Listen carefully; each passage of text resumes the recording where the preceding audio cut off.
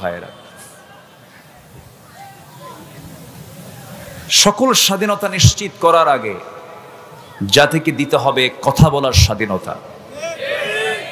17টি বছর 18 কোটি মানুষের কথা বলার স্বাধীনতাকে তারা হরণ করেছিল।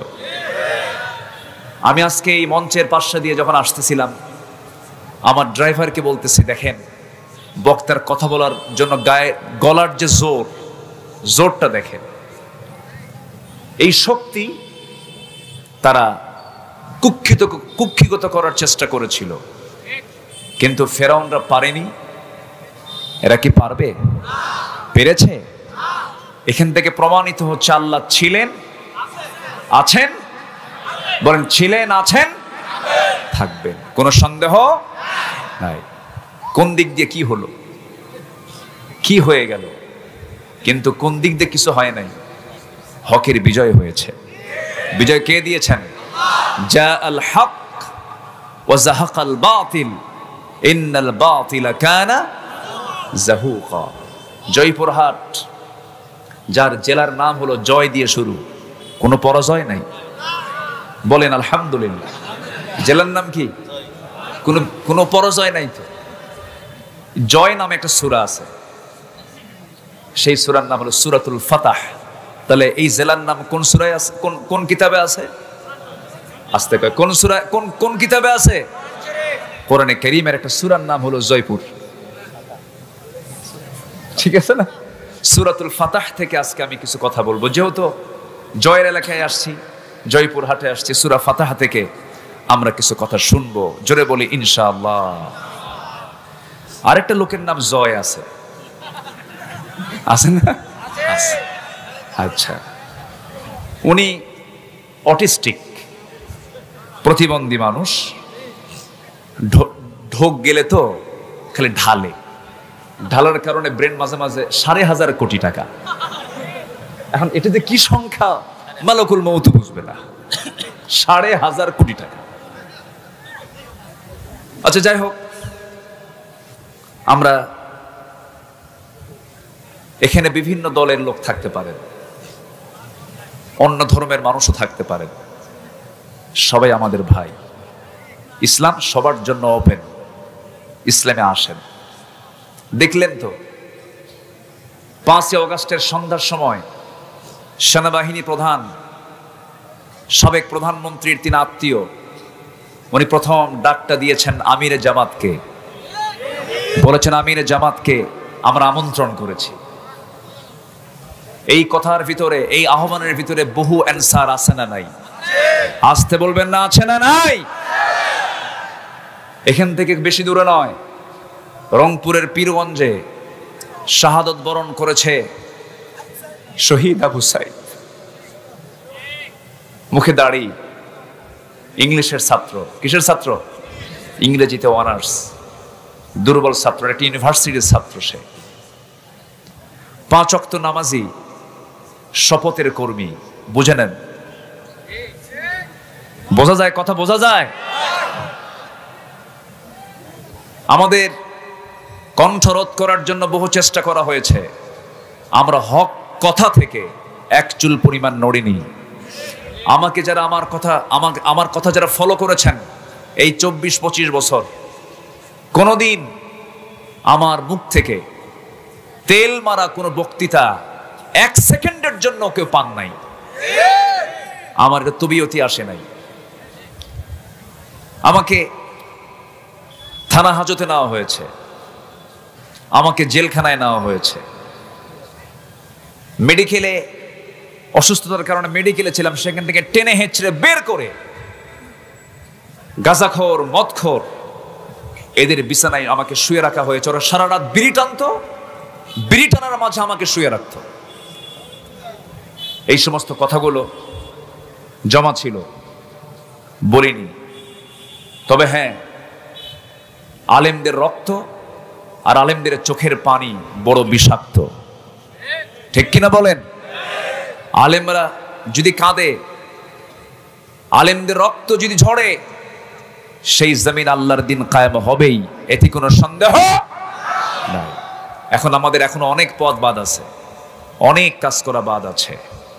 খ্যাকশিয়ালের বিদায় হয়েছে, পাতিশিয়াল কিন্তু বসে আছে। আসতে বলবেন না, আছে না নাই? বিলবোর্ড দখল, সাইনবোর্ড দখল, এই দখলবাজিগুলো চলছে। অন্যায় যে করুক না কেন, আমার ভাইও যদি অপরাধ করে হাত ভেঙে দেব, ঠিক কিনা? সতর্ক থাকতে হবে। অনেক কষ্টে অর্জিত হয়েছে এই অর্জন, এটাকে আমরা কোনোভাবেই নষ্ট হতে দেব। আসতে বলবেন, নষ্ট হতে দেব।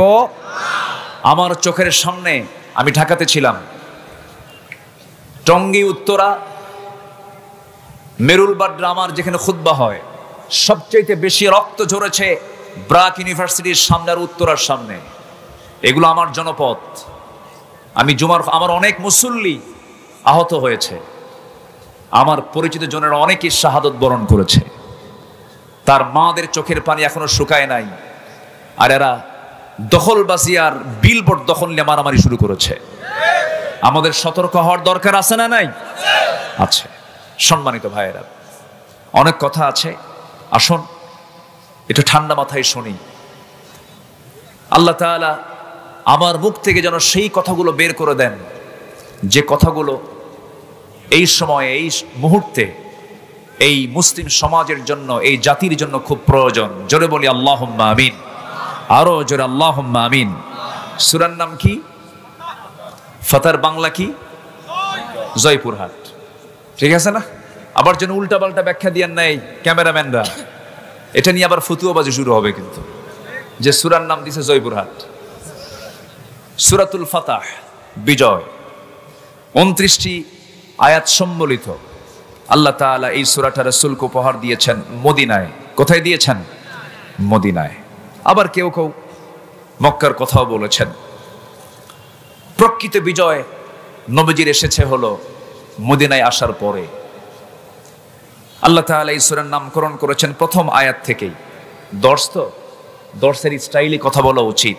অনেকের কাছে মনে হয়, অনেকের কাছে এটা শ্রীহীন মনে হয়, এটা আড়ষ্ট মনে হয়, কিন্তু এখন ওয়াজের ধরন দর্শের আওতায় আসা উচিত।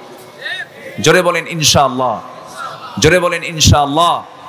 তাহলে ওয়াজে বসা আগে দরকার না ধৈর্য ধরা দরকার? বলেন বলেন কি ধরা দরকার? ধৈর্য। ধৈর্য সহকারে আমরা শুনবো। জোরে বলি ইনশাআল্লাহ।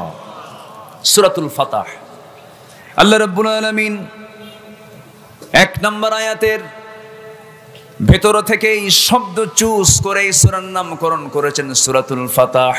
আল্লাহ রাব্বুল আলামিন বলেন, ইন্না ফাতাহনা লাকা ফাতহাম মুবিনা লিয়াগফিরা লাকাল্লাহু মা তাকদ্দামা মিন যামবিকা ওয়া মা তাআখার ويتم نعمته عليك ويهديك صراطا মুস্তাকিমা।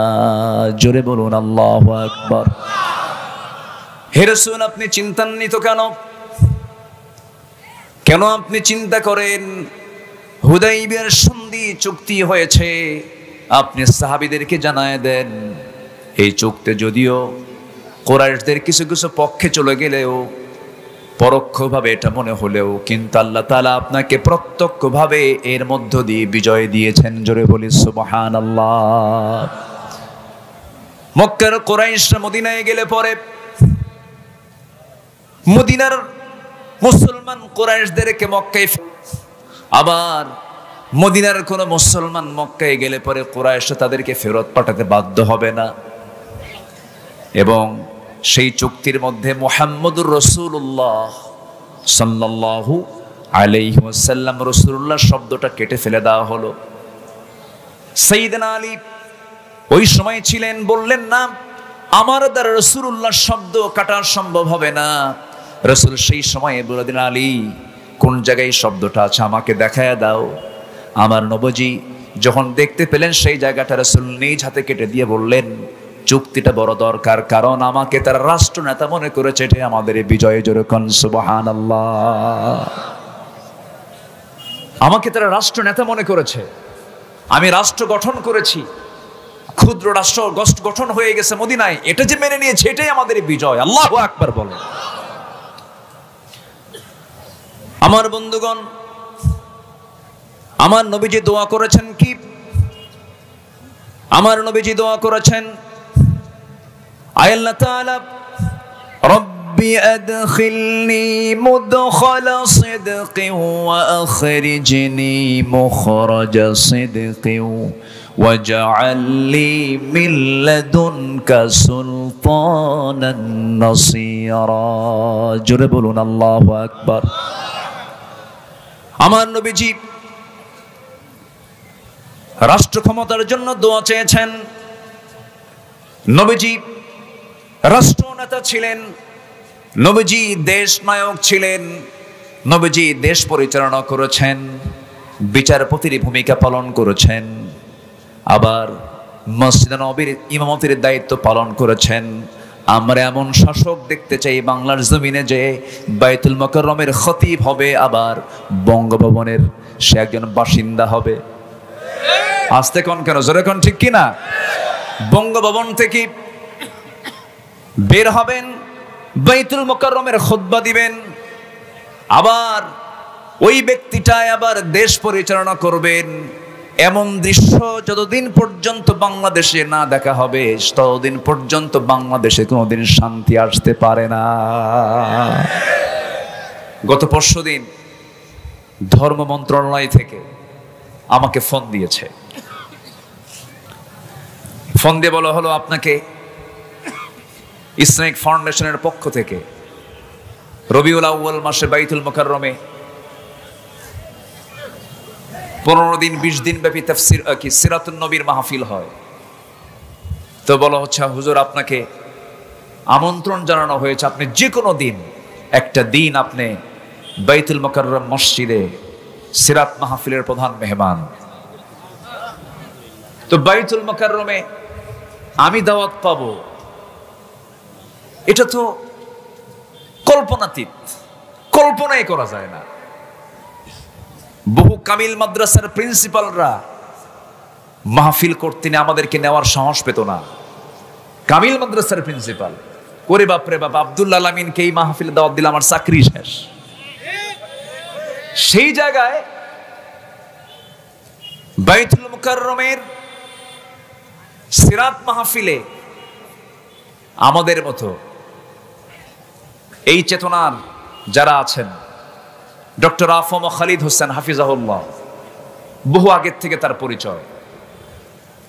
আমার একটা প্রতিষ্ঠিত মাহফিল নোয়াখালীর মুসাফুরের মাহফিল, সেই মুসাফুরের মাহফিলে উনিও গেস্ট ছিলেন, একই দিনে আমিও ছিলাম। উনি বাদে মাগরিব কথা বললেন, খুব দক্ষ আলোচক, তো ওনার আলোচনা 10টার পরে বোঝা কঠিন, অনেক গভীর পাণ্ডিত্য আল্লাহ তাআলা তাকে দান করেছেন। তো মাগরিব পর থেকে নিয়ে এশা পর্যন্ত আলোচনা করলেন। রাস্তার মাঝেই তার সঙ্গে আমার দেখা হলো, জাস্ট ক্রসিং হলো, এর মাঝেই কিছুক্ষণ কথা বলে নিলাম। খুব বিনয়ী মানুষ, ওনার নেতৃত্বেই এই মন্ত্রণালয়টা চলছে, একটা সংস্কার হচ্ছে মনে হয়। জোরে বলি ইনশাআল্লাহ, জোরে বলি ইনশাআল্লাহ।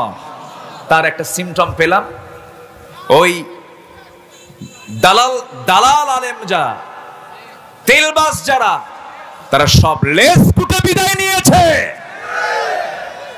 বাইতুল মুকাররমের সেই ইমাম যে ওই ব্যর্থ প্রধানমন্ত্রীকে লকব দিয়েছিল কওমি জননী,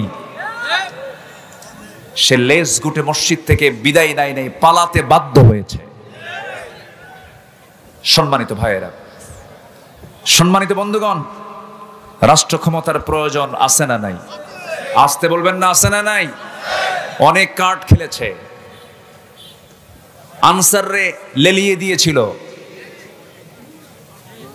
রিক্সা বাহিনীকে লেলিয়ে দিয়েছিল, শ্রমিকদেরকে লেলিয়ে দিয়েছিল, নিজেরা মন্দিরে হামলা করে সংখ্যালঘুর কার্ড খেলতে চেয়েছিল, কোন কার্ড কাছে লাগে নাই, লাগবে না। কারণ জনগণ ওদের সব ষড়যন্ত্র বুঝতে পেরেছে। জনগণ হয়ে গেছে এক একজন প্রশাসক। জোরে বলি আলহামদুলিল্লাহ। যে জাতি 10 দিনের মতো, প্রায় 10 দিন 2 সপ্তাহের মতো থানায় কোনো প্রশাসন নাই, থানায় কোনো প্রশাসন নাই, 14 দিন প্রায়। প্রশাসন ছাড়া একটা দেশ চলতে পারে, এক বিরল দৃষ্টান্ত হলো বাংলাদেশের মানুষরা। কে বলেছে আমার দেশের মানুষ খারাপ? কে বলেছে? আপনি ইন্ডিয়ার দিকে তাকান, অসম্ভব চোর। ইন্ডিয়া কি? বলেন বলেন বলেন, চোর। আমাদের সব জিনিসগুলো ওরা চুরি করতে চায়। আপনি পাকিস্তানের দিকে তাকান, প্রশাসন ছাড়া 14 দিন। খোদ মানবতার ফেরিওয়ালা বলে, গণতন্ত্রের ঠিকাদার বলে আমেরিকার দিকে তাকান, 14 দিন প্রশাসন ছাড়া কোন দেশ, কোন রাষ্ট্র চলতে পারে না।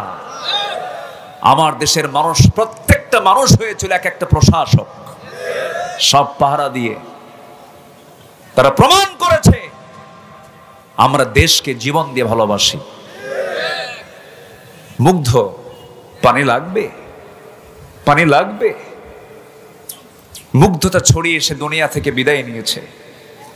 তার মার চোখের পানি এখনো শুকায় নাই। সম্মানিত ভাইয়েরা, মেডিকেল কলেজে গিয়েছিলাম, হসপিটালে গিয়েছিলাম, চোখ নাই, কান নাই, পা নাই, দুটো পা চলে গেছে। লাশ গাড়ির মধ্যে তুলে গাড়িতে আগুন ধরিয়ে দিয়েছে। যা করেছেন আপনারা, ইতিহাস আপনাদেরকে ক্ষমা করবে না, ঠিক কিনা? ব্যক্তি যে অপরাধ করেছে, ব্যক্তির শাস্তি কি হবে ইসলামে আছে না নাই? আসতে বলবেন না, আছে না নাই? ডাকাতের শাস্তি কি রাসূল শিথিল করেছেন? চোরের শাস্তি কি রাসূল শিথিল করেছেন? না। আশিদ্দাউ আলাল কুফার, আসতেছি আমি, রুহামাউ বাইনাহুম। ডাকাতের শাস্তি রাসূল শিথিল করেননি, চোরের শাস্তি রাসূল শিথিল করেননি। আমার নবীজির রাষ্ট্রপতি থাকাকালীন উচ্চ বংশীয়া সম্ভ্রান্ত বংশের এক নারী, তার নামও ফাতিমা। আমার নবীর মেয়ের নাম কি? ফাতিমা। চুরি করে ধরা পড়েছে। ওই বংশের সমস্ত লোকজন সাইয়েদনা ওমর ফারুকের কাছে এসে বলছেন, আপনি যদি বলেন রাসূল শাস্তি লাঘব করতে পারেন। সম্ভ্রান্ত পরিবারের, হাত কাটলে বিয়ে দেব কেমনে? সমস্যা। আমার নবীর সামনে এসে যখন বললেন, ইয়া রাসূলুল্লাহ, দেখুন তো একটু কি শাস্তি লঘু করা যায়? আমার নবীজি সঙ্গে সঙ্গে জবাব দিচ্ছেন, ওমর, তোমার দারাজ কণ্ঠ কোথায় গেল? তোমার সেই তেজোদ্দীপ্ত চেতনা কোথায় গেল? আজকে ওই সম্ভ্রান্ত পরিবারের মেয়ে ফাতিমা না হয়ে আমার কলিজার টুকরা যদি ফাতিমা বিনতে মুহাম্মদ যদি চুরি করে ধরা পড়তো, আমি জনসম্মুখে সবার চোখের সামনে আমি ফাতিমাকে ডেকে নিয়ে আমি তার বাপ নিজের হাতে নিজের মেয়ের হাতটা কেটে নিতাম। আমার বন্ধুগণ, ডাকাতি করেছিল একজন, নবীর সামনে ভণ্ডামি করে কালিমার ঘোষণা দিল। নবীজি বললেন, তুমি কালিমা পড়েছো, নিরাপত্তা পেয়েছো, হুজুর আমি তো অসুস্থ, কি করা যায়? আমার রাসূল বললেন, যাও, মরু অঞ্চলে একজন রাখাল আছে, সেই রাখালের কাছ থেকে অনুমতি নিয়া উটের কিছু পেশাব, উটের কিছু পানি দুটাকে মিক্স করে তুমি পান করে নাও, তোমার জন্ডিস ভালো হয়ে যাবে, রক্ত রোগ বন্ধ হয়ে যাবে। ওষুধ মনে করে পান করলো সেই লোকটা। পান করার পরে সুস্থ হয়ে গেল। গায়ের শক্তি যখন ফেরত চলে এলো, শয়তানটা চেপে বসলো। সে করলো কি? হাতের তরবারে দিয়া সেই রাখালকে মেরে ফেলে দিয়া উটগুলোকে সে অপহরণ করে যখন নিয়ে চলে যায়, আমার নবীর কাছে জিবরাইল জানায়া দিলেন। আমার নবীজি সাহাবে কেরামকে পাঠায়া দিয়ে বলেন, সাহাবীরা যাও, যেখানে পাও সেখান থেকে ধরে ফেলো। ধরে ফেলা হলো। ধরে ফেলার পর রাসূল বললেন, তার হাত বেঁধে ফেলো, পা বেঁধে ফেলো। ওই রাখালকে যেমন করে এই ডাকাত আমার রাখাল সাহাবীকে যেমন করে মেরেছে, তোমরা তাকে তেমন করিয়ে মেরে ফেলো। একটা করে হাত কেটে ফেলো, পা কেটে ফেলো, অঙ্গহানি করে ফেলো। আমরা সারা জীবন ওয়াজ শুনেছি, রাসূল দয়ার নবী, মায়ার নবী, সেই নবীজি এই সিদ্ধান্ত যখন জানিয়ে দিলেন, হাত কাটা হলো, পা কাটা হলো। এরপরে পানির জন্য ছটফট করতেছে। ওই ডাকাতটা মরুভূমির বালুগুলো চাটতেছিল। নবীজির কানে সাহাবে কেরাম সংবাদ দিলেন, হুজুর এমন দৃশ্যকে দেখে ভালো লাগে নাকি? সে পানি চাচ্ছে, তপ্ত মরুভূমির গরম বালুগুলো সে চাটতেছে, পানির জন্য ছটফট করছে, কি করব হুজুর? রাসূল বলেন, সাহাবীরা এক চুল পরিমাণ পানি দিতে পারবে না, কারণ আমার রাখালকে সে এক চুল পানিও দেয় নাই। কি বোঝা যায়? কোনো ক্ষমা নাই, ঠিক কিনা? ক্ষমা আছে, ক্ষমা আছে। যদি ক্ষমা করতে চান, কুতিবা আলাইকুমুল কিসাসের এই আয়াতের খেলাফ হয়ে যাবে। কুতিবা আলাইকুমুল কিসাস এই আয়াত যদি আমরা মেনে নেই, এই আয়াতকে যদি আমরা বিশ্বাস করি, অবশ্যই খুনির শাস্তি এই জমিনে নিশ্চিত করতে হবে। 41 বছরের খুনের রায় যদি 41 বছরের আগের খুনের রায় যদি 41 বছর পরে আদায় হয়, বাবার শাস্তি। 71 সালের যে সমস্ত বিষয়গুলোর সামনে এনে কল্পিত নাটক সাজিয়ে যদি একটা রায় দেওয়া হয়, 5ই আগস্টে যে তাজা খুন করা হলো, এটারও শাস্তি নিশ্চিত করা হলো সময়ের দাবি। রাজি আছেন কারা কারা? হাত উঁচু করে দেখান মুসলমান।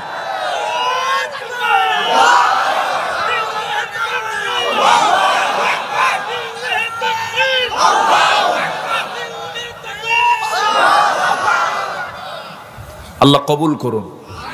জোরে বলি আল্লাহুম্মা আমিন। আরো জোরে আল্লাহুম্মা আমিন। সম্মানিত ভাইয়েরা, সূরার নাম কি? আবার বলেন। সূরাতুল ফাতাহ। মাহফিল 5 দিন হলে ভালো হয়। এক রাতে ওয়াজ করে শুধু চুলকানি বাড়ে। 5 দিন হলে পরে ভালো হয়।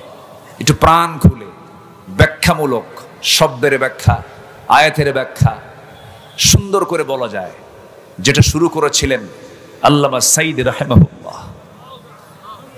গত 17 আগস্ট পিরোজপুর আল্লামা সাঈদী ফাউন্ডেশনে গিয়েছিলাম, কথা বলেছি সেখানে।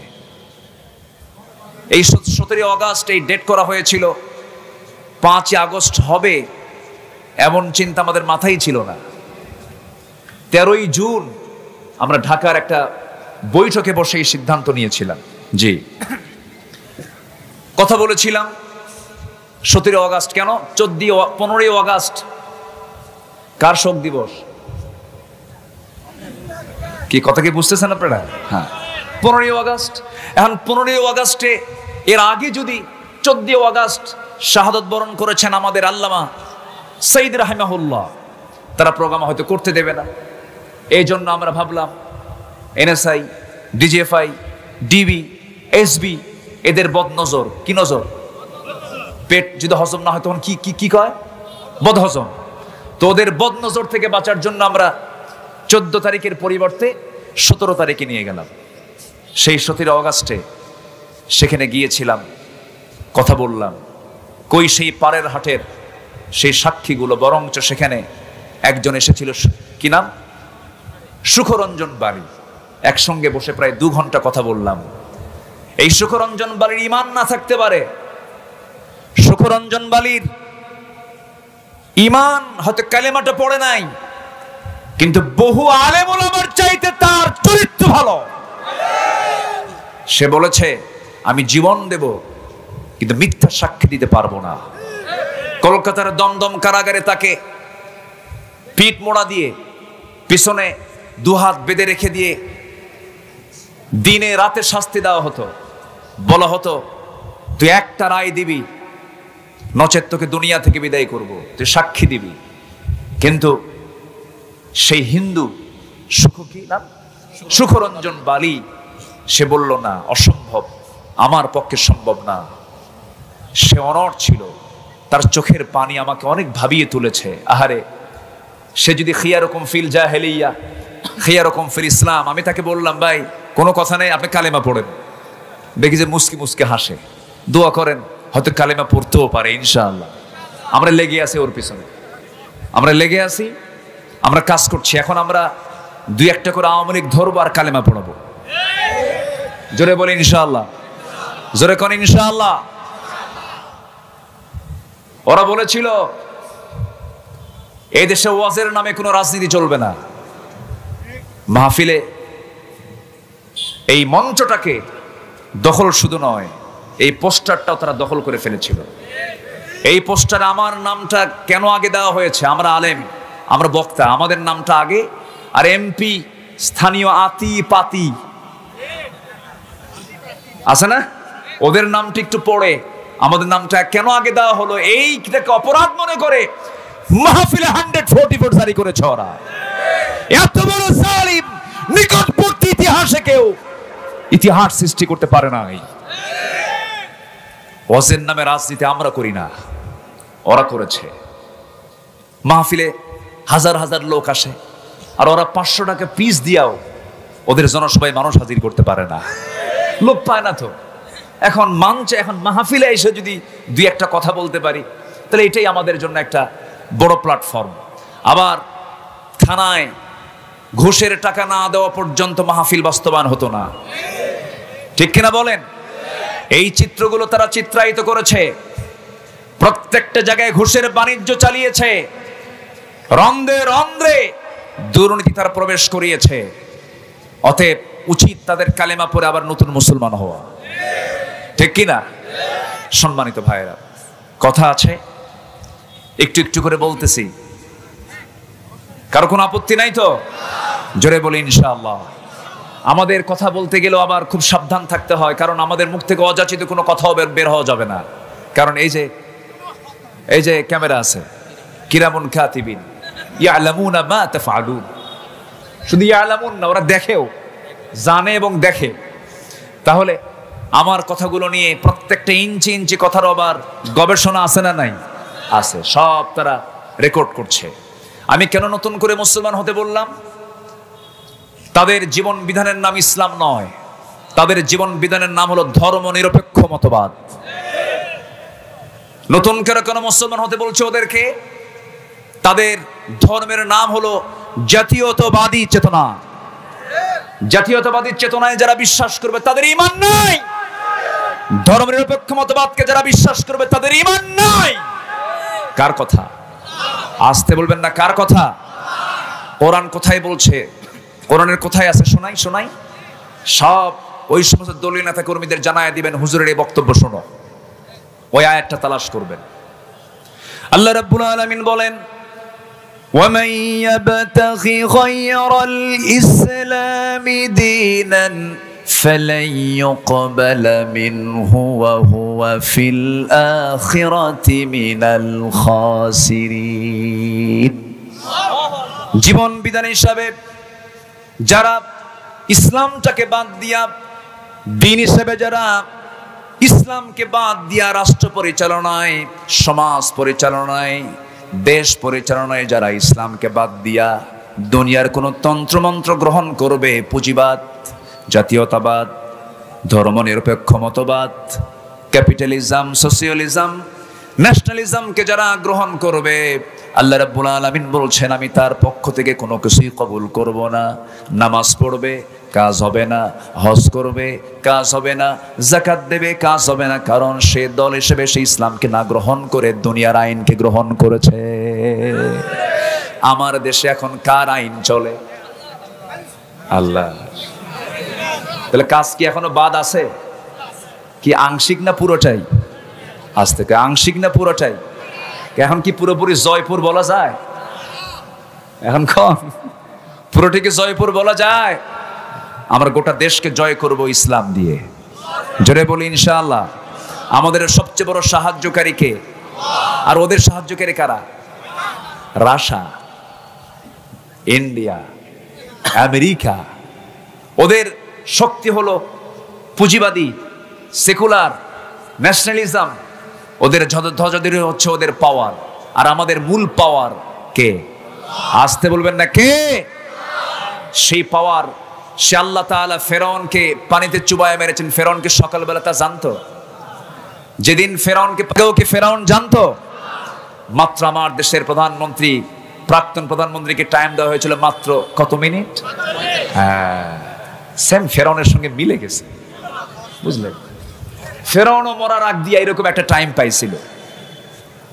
কেমন করে বললাম আমি? ফেরাউন বলল, হামান শত্রু তো পালালো, সে তো দরিয়া পারই হয়ে গেল, পার হয়ে যাওয়া মানে বিপদ আরো বেশি, ঘুম হবে না, টেনশন হবে, কোন দিক দিয়ে কোন হামলা হয়, ওকে ধরো।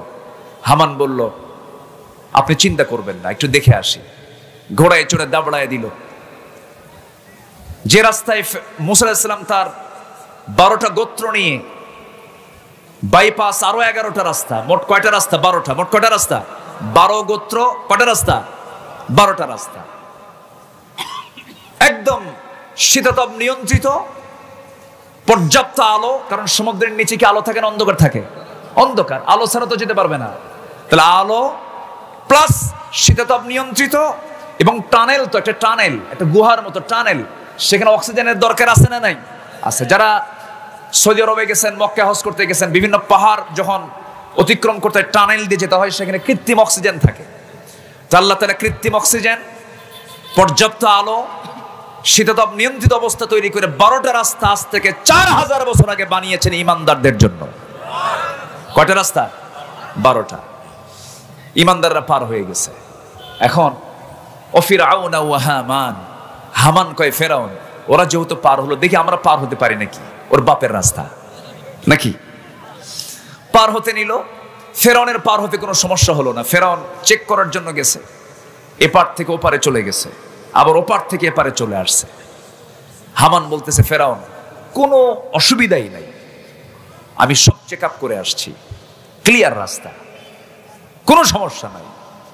আল্লাহ কয়, ঠিক আছে, ক্লিয়ার, তোরে ধরবো একটু পরে, তোর মুরব্বীর আগে ধরবো। কার আগে ধরবে? মুরব্বীকে আগে ধরবে। মুরব্বী, ঠিক আছে না? এখন তো কত যে কোন জায়গায় কোন কথা মানে ভাইরাল হয়ে যায়। আচ্ছা, শেষ পর্যন্ত আগে মুরব্বীকে চালায় দিল। ফেরাউন খুব ভীত ছিল। ভীত সন্ত্রস্ত হয়ে ফেরাউন করলো কি, 1 পা আগায় 2 পা পিছায়। এমন রব ভয় করে। তাহলে আমার রব কি ভয় করেন? আমার রবকে ঘুমান? আমার রবকে টেনশন করেন? আমার রবের কি কোনো ক্লান্তি আছে? ওয়ালা ইয়াউদুহু হিফযুহুমা, তার কোনো ক্লান্তি নেই। আল্লাহু আকবার বলেন। আর এমন রব 1 পা আগায় 2 পা পিছায়। ফেরাউনকে কোনো টেনশন না, আপনি দৌড়ান। ঘোড়া দাবড়ায় দিল, পার হতে নিল। ঠিক ওই দরিয়ার ঠিক মিডিল পয়েন্ট আল্লাহ তাআলা পাহাড়ের, সমুদ্রের পানিকে আল্লাহ রাব্বুল আলামিন অর্ডার দিয়ে দিলেন, সমান হয়ে যাও। সঙ্গে সঙ্গে 2 পাশের দরিয়া পাহাড়ের মতো ভেঙ্গে যখন তার মাথার উপরে পড়তে লাগলো, ফেরাউন এখনো মারা যায় না, কিছু টাইম আল্লাহ তাআলা তাকে দিলেন। ফেরাউন বলছে, মুসা, বুঝতে পেরেছি তুমি সত্য, মুসা তুমি আমারে বাঁচাও, মুসা তুমি আমারে বাঁচাও। কিন্তু মুসা বাঁচাবেন না, আল্লাহ বাঁচাবেন। এই ডাকিও যখন কোনো কাজ হলো না, এবার ফেরাউন বলতেছে, মুসার আল্লাহ আমারে বাঁচাও। দেখছেন কার আল্লাহ? বলেন তো, কি সোজা না বাঁকা? বাঁকা। মুসার আল্লাহ আমাকে বাঁচাও, তাও কোনো কাজ হলো না। শেষ পর্যন্ত বলে ফেললো, ও আল্লাহ আমাকে বাঁচাও, ওয়ানা মিনাল মুসলিমিন, আমি তো মুসলমানদের অন্তর্ভুক্ত। কত বড় ডাহা মিথ্যা কথা বলে ফেললো। কি মিল আছে না নাই বলেন? আসতে বলবেন না, আছে না নাই? ওয়ানা মিনাল মুসলিমিন, আমি তো মুসলমান। আল্লাহ তৎক্ষণাৎ জবাব দিয়ে দিন, অকুনতা মিনাল মুফসিদিন, তুই হলো সন্ত্রাসীদের গডফাদার। 40,000 শিশু হত্যা করেছিল ফেরাউন। এই পৃথিবীতে হত্যার রাজনীতি চালু করেছে প্রথম হলো এই পৃথিবীর বুকে ফেরাউন। আমার দেশে ওই ফেরাউন একটা আসছিল, কিন্তু পুরুষ না, মহিলা ফেরাউন। ঠিক কিনা? মানুষকে মেরে গণভবনের পেছনে গণকবর দিয়েছে এরা। কোনো ক্ষমা নেই। খুনের বিচার অবশ্যই কোরআনের ভিত্তিতে হওয়া উচিত। ঠিক কিনা?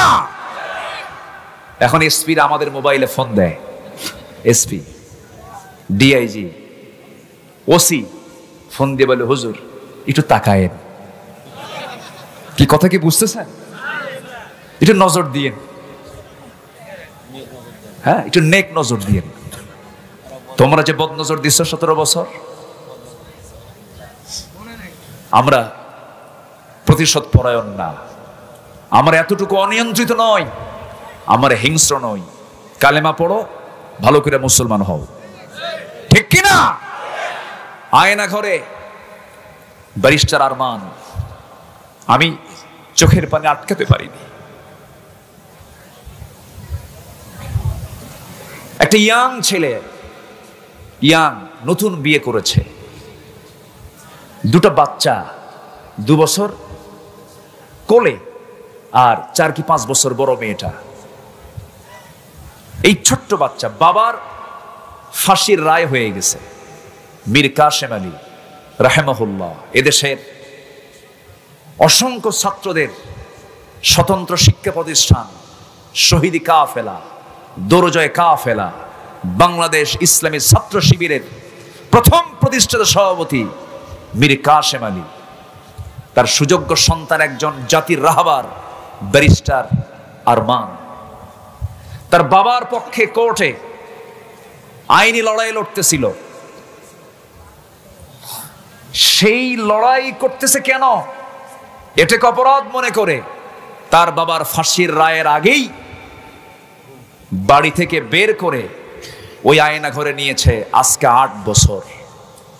কত বছর? 5ই আগস্ট পর্যন্ত 8 বছর আলো ছাড়া থেকেছে। আলো চোখে দেখে নাই, সূর্যের আলো দেখে নাই,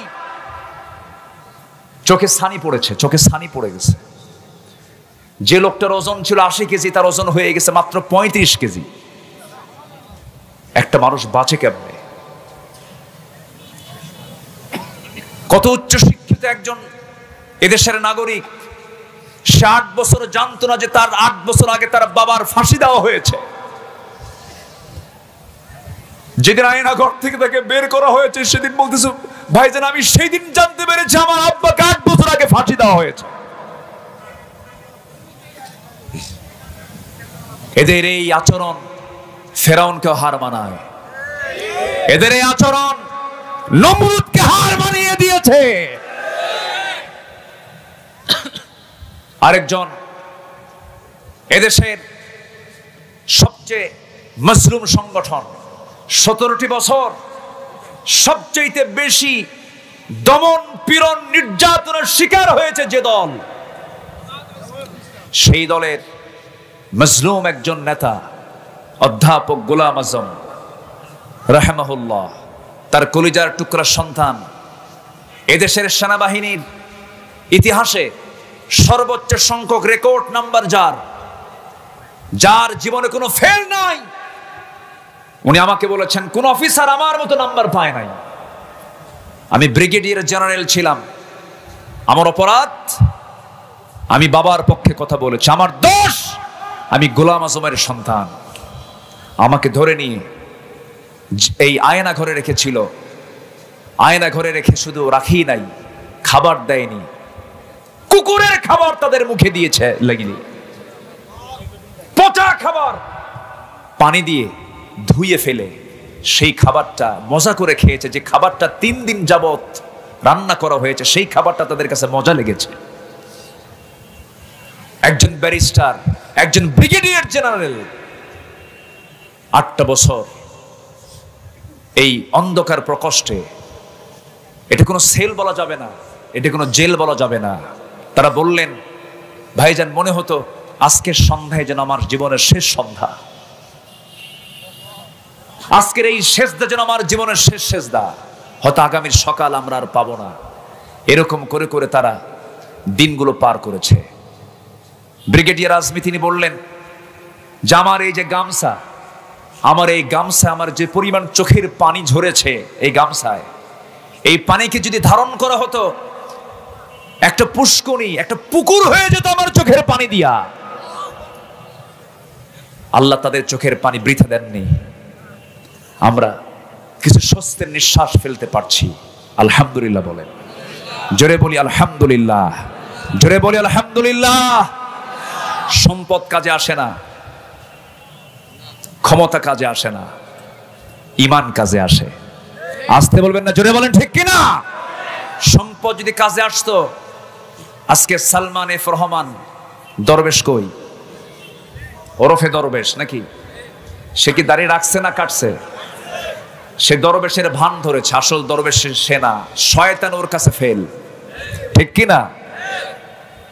চিন্তা করা যায়, মাথার চুল কালো বানায়া, মানে সাদা চুল কি বানাইছে? কালো। আর দাড়িটা কেটে ফেলে দিয়া সে হইছে হলো মুড়িওয়ালা। কি হইছে? মুড়িওয়ালা। দেখেন নাই মুড়িওয়ালা, তারপরে মুসি। আমি তাদেরকে খাটো করছি না।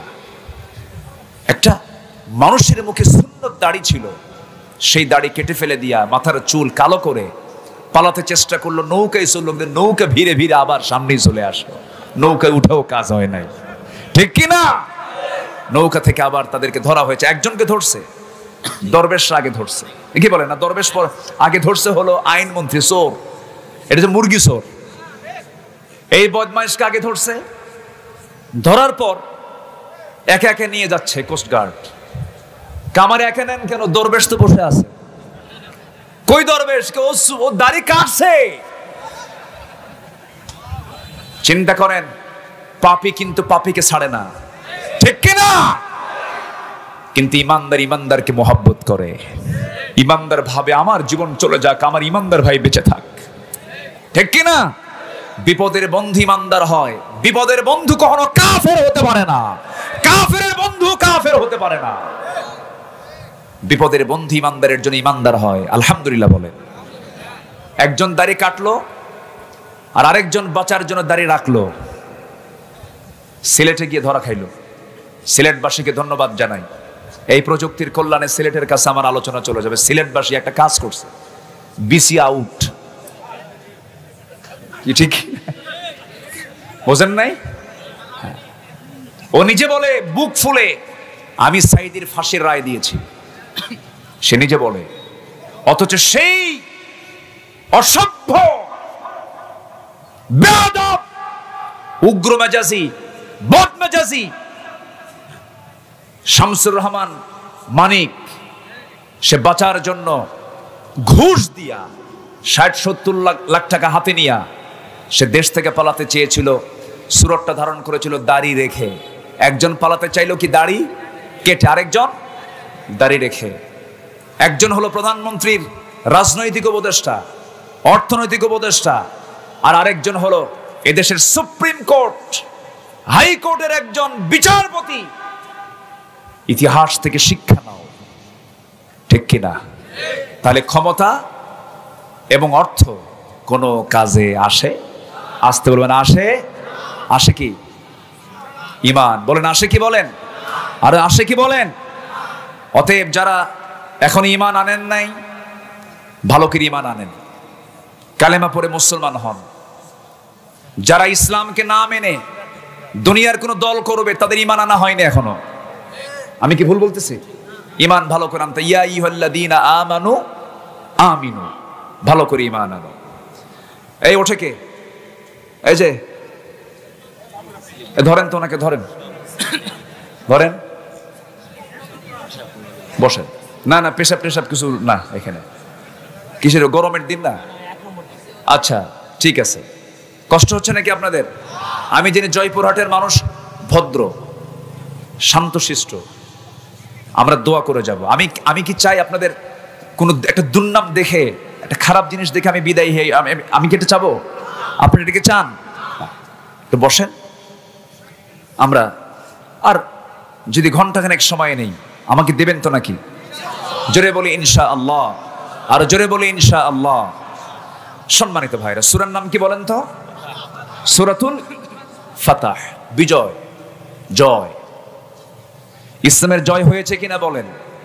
এই দেশেও জয় আনতে হবে ইসলামের। জোরে বলি ইনশাআল্লাহ। এই জন্য দরকার নেতা। কি দরকার? মোসওয়ালা না দাড়িওয়ালা?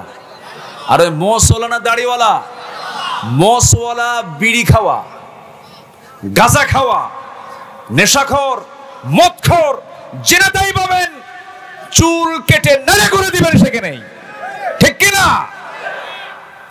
আমরা সব সংস্কার করব, কোন নেশাখোর নেতা আমরা দেখতে চাই না। জোরে বলি ইনশাআল্লাহ, জোরে বলি ইনশাআল্লাহ। তাহলে একটা দেশকে পরিবর্তন করার জন্য একটা আদর্শ নেতার দরকার। আমাদের মূল নেতা হচ্ছেন মুহাম্মদুর রাসূলুল্লাহ। মুহাম্মদুর রাসূলুল্লাহ আমাদের মূল নেতা। এই নেতার সাথে যে নেতার চেহারার মিল পড়বে, দাড়ির মিল পড়বে, দলের মিল পড়বে, পোশাকের মিল পড়বে, আখলাকের মিল পড়বে, আদর্শের মিল হয়ে যাবে। আমার সঙ্গে কি সবাই একমত? সবাইকে একমত আছেন?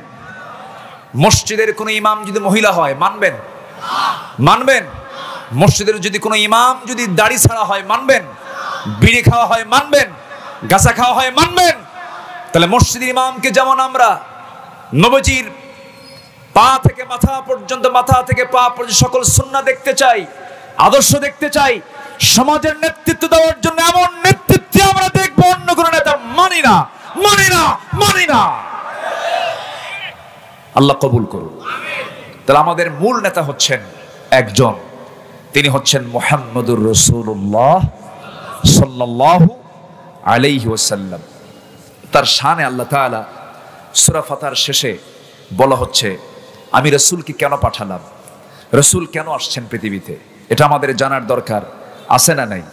আছে। আসুন কোরআন কি বলছে, আল্লাহ তাআলা তার রাসূলকে কেন পাঠিয়েছেন, কি জন্য পাঠিয়েছেন, উদ্দেশ্য কি?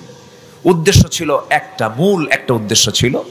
আসুন সে উদ্দেশ্যটা কি, কেন পাঠানো হয়েছে? গোটা কোরআনের ভেতরে রাসূল সম্পর্কে, এই দুনিয়াতে তাকে কেন পাঠানো হয়েছে, মোটামুটি 9টা পয়েন্টে আমি পয়েন্ট আউট করতে চাচ্ছি। 1 নম্বর পয়েন্ট হচ্ছে সেই আয়াত, যে আয়াত থেকে আমি তেলাওয়াত শুরু করেছি। তাহলে এখন বলেন তো, আলোচনা কি শেষ হলো না শুরু হলো? বলেন, শেষ হলো না শুরু হলো? শুরু হলো। আবার ভাববেন না হুজুর তাহলে এতক্ষণ আপনি কি করলেন? না, আলোচনা হচ্ছে, একটু মিলায়ে দেব এখন আমরা। আল্লাহ রাব্বুল আলামিন সূরাতুল ফাতহের বাড়িতে মিলায়ে নেবেন 28 নম্বর আয়াত। সূরাতুল ফাতহ কত নম্বর? 28 নম্বর আয়াতে আল্লাহ রাব্বুল আলামিন বলেন,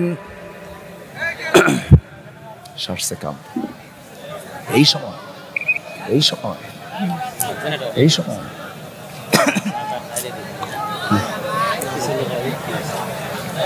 চান্স পাইছে, গরম গরম গরম থাকা কঠিন। আর আধা ঘন্টার সময় আমাকে একটু দেবেন, রাজি আছি না ইনশাআল্লাহ? জোরে বলি ইনশাআল্লাহ। একটু বসে। রাসূলকে পাঠানো হয়েছে 1 নম্বর কারণ হলো, আল্লাহ রাব্বুল আলামিন বলেন, হুয়াল্লাযী আরসালা রাসূলাহু বিল হুদা ওয়া দীনিল হাক্কি লিইয়ুযহিরাহু আলাদ-দীনি কুল্লিহি ওয়া কাফা বিল্লাহি শাহীদা। এই আয়াত আল্লাহ রাব্বুল আলামিন অন্য জায়গায় বলছেন একই কথা, হুয়াল্লাযী আরসালা রাসূলাহু বিল হুদা ওয়া দীনিল হাক্কি লিইয়ুযহিরাহু আলাদ-দীনি কুল্লিহি ওয়ালাউ কারিহাল মুশরিকুন। আল্লাহ রাব্বুল আলামিন তিনি তার রাসূলকে সত্য দিন দিয়ে পাঠিয়েছেন, যেন তিনি কি করতে পারেন, গোটা পৃথিবীতে যত দিন আছে, গোটা দুনিয়ায় সকল দিনের উপরে যেন তিনি আল্লাহর দিন ইসলামকে যেন তিনি বিজয়ী করতে পারেন। এই জন্য আল্লাহ তাআলা তাকে পাঠিয়েছেন। এতে যদি কাফেরদের জ্বালা হয়, মুশরিকদের জ্বালা হয়, এতে কোনো যায় আসে না। সাক্ষ্য প্রদানের জন্য এটার চাইতে উত্তম সাক্ষ্য আর কি হতে পারে? ওয়া কাফা বিল্লাহি শাহীদা। আমার বন্ধুগণ, আমার এই সবুজ ভূখণ্ড, আমার 55,000 বর্গ মাইল এই সোনার বাংলাদেশ, আমি গোটা দুনিয়ার বহু দেশ সফর করেছি, যত দেশ আমি ঘুরেছি, এদেশের মাটি, এদেশের আবহাওয়া, এদেশের গাছগাছালি, এদেশের নদী নালা খাল বিল, এদেশের পাহাড় অঞ্চল, সমুদ্র অঞ্চল, এত সুন্দর করে সাজানো দেশের মতো একটা দ্বিতীয় দেশ এই গোটা দুনিয়াতে আমি আর পাই নাই। এত সুন্দর একটা দেশ, যে দেশের মানুষ সব দিক থেকে ভালো একটা পরিবেশ পেয়েছিল, সব পেয়েছিল, কিন্তু একটা বড় সংকট, একটা বড় ক্রাইসিস পড়ে আছে, সেটা হলো সুন্দর নেতৃত্ব আমরা এখনো পাই নাই। দেশ স্বাধীন হয়েছে 50 বছর, এই 50 বছর পার হওয়ার পরও আজ পর্যন্ত আমরা সুন্দর একটা পরিবেশ পেলাম না, কেবল নিঃশ্বাসটা ছাড়তে পেরেছি। এখন নবীজিকে আল্লাহ তাআলা যে উদ্দেশ্য নিয়ে এই দুনিয়াতে পাঠিয়েছিলেন, সেই দিন বিজয়ী করার দায়িত্ব কি আমাদেরও আছে না নাই? আসতে বলবেন না, আছে না নাই? এটা কি মনে করেন নাকি সবাই? আছে, আছে, আছে। এটা দোয়া করলে পাওয়া যাবে না। শুধু নবীজি শুধু যদি দোয়া করতেন তাও তো আল্লাহ তাআলা দিতে পারতেন, কিন্তু রাসূলকে দিয়ে শুধু দোয়া দিয়ে আল্লাহ তাআলা তাকে পুরস্কৃত করেন নাই। তিনি দোয়াও করেছেন, আবার বাড়ি ঘরও ছেড়েছেন, আবার উহুদে চলে গেছেন, বদরে চলে গেছেন, খন্দকের প্রান্তরে চলে গেছেন। শিব আবু তালেবে 3.5 বছর তিনি জেল খেটেছেন। এরপরে রাসূলকে গালিগালাজ দেওয়া হয়েছে, মাথা রক্তগুলো গড়ে গড়ে পা পর্যন্ত চলে গেছে। এত অত্যাচার নির্যাতন সহ্য করার মূল কারণ একটাই ছিল, কোনো আইন চলবে না, আইন চলতে হবে একমাত্র কার? আরো জোরে কার? আরো জোরে কার? আল্লাহর। এমনি এমনি আল্লাহর দিন বিজয়ী হবে না। বিজয়ী হওয়ার জন্য শহীদ আল্লামা সাঈদ রাহিমাহুল্লাহর জীবন চলে গেছে। তিনি কি সাধারণ মৃত্যুবরণ করেছেন না শহীদ হয়েছেন? বড় জোরে বলেন, কি হয়েছেন? তাকে ইনজেকশন পুশ করে হত্যা করা হয়েছে, তাকে ষড়যন্ত্র করে শহীদ করা হয়েছে।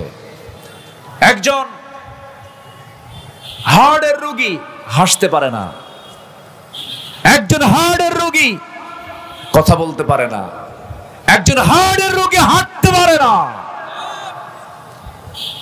নিজের স্বচক্ষে দেখেছি, স্বচক্ষে অবলোকন করেছি। তাকে পরিকল্পিতভাবে হত্যা করা হয়েছে। সকল তথ্য বের হয়ে যাবে ওই ডাক্তারকে গ্রেফতার করতে পারলে, ঠিক কিনা? সকল তথ্য বের হবে। জোরে বলি ইনশাআল্লাহ, আর জোরে বলি ইনশাআল্লাহ। তিনি জীবন দিয়েছেন। শহীদ মীর কাসেম আলী জীবন দিয়েছেন, কামরুজ্জামান জীবন দিয়েছেন।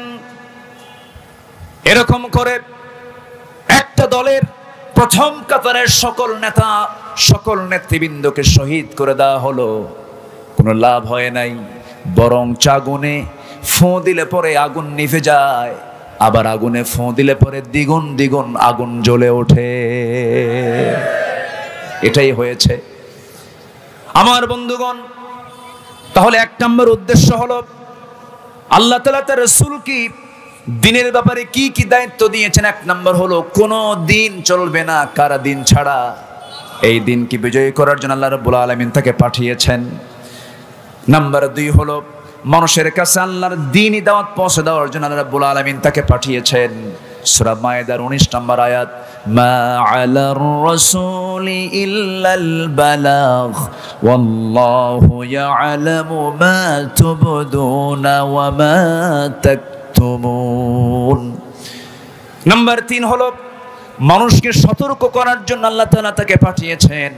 وأنذر عشيرتك الأقربين।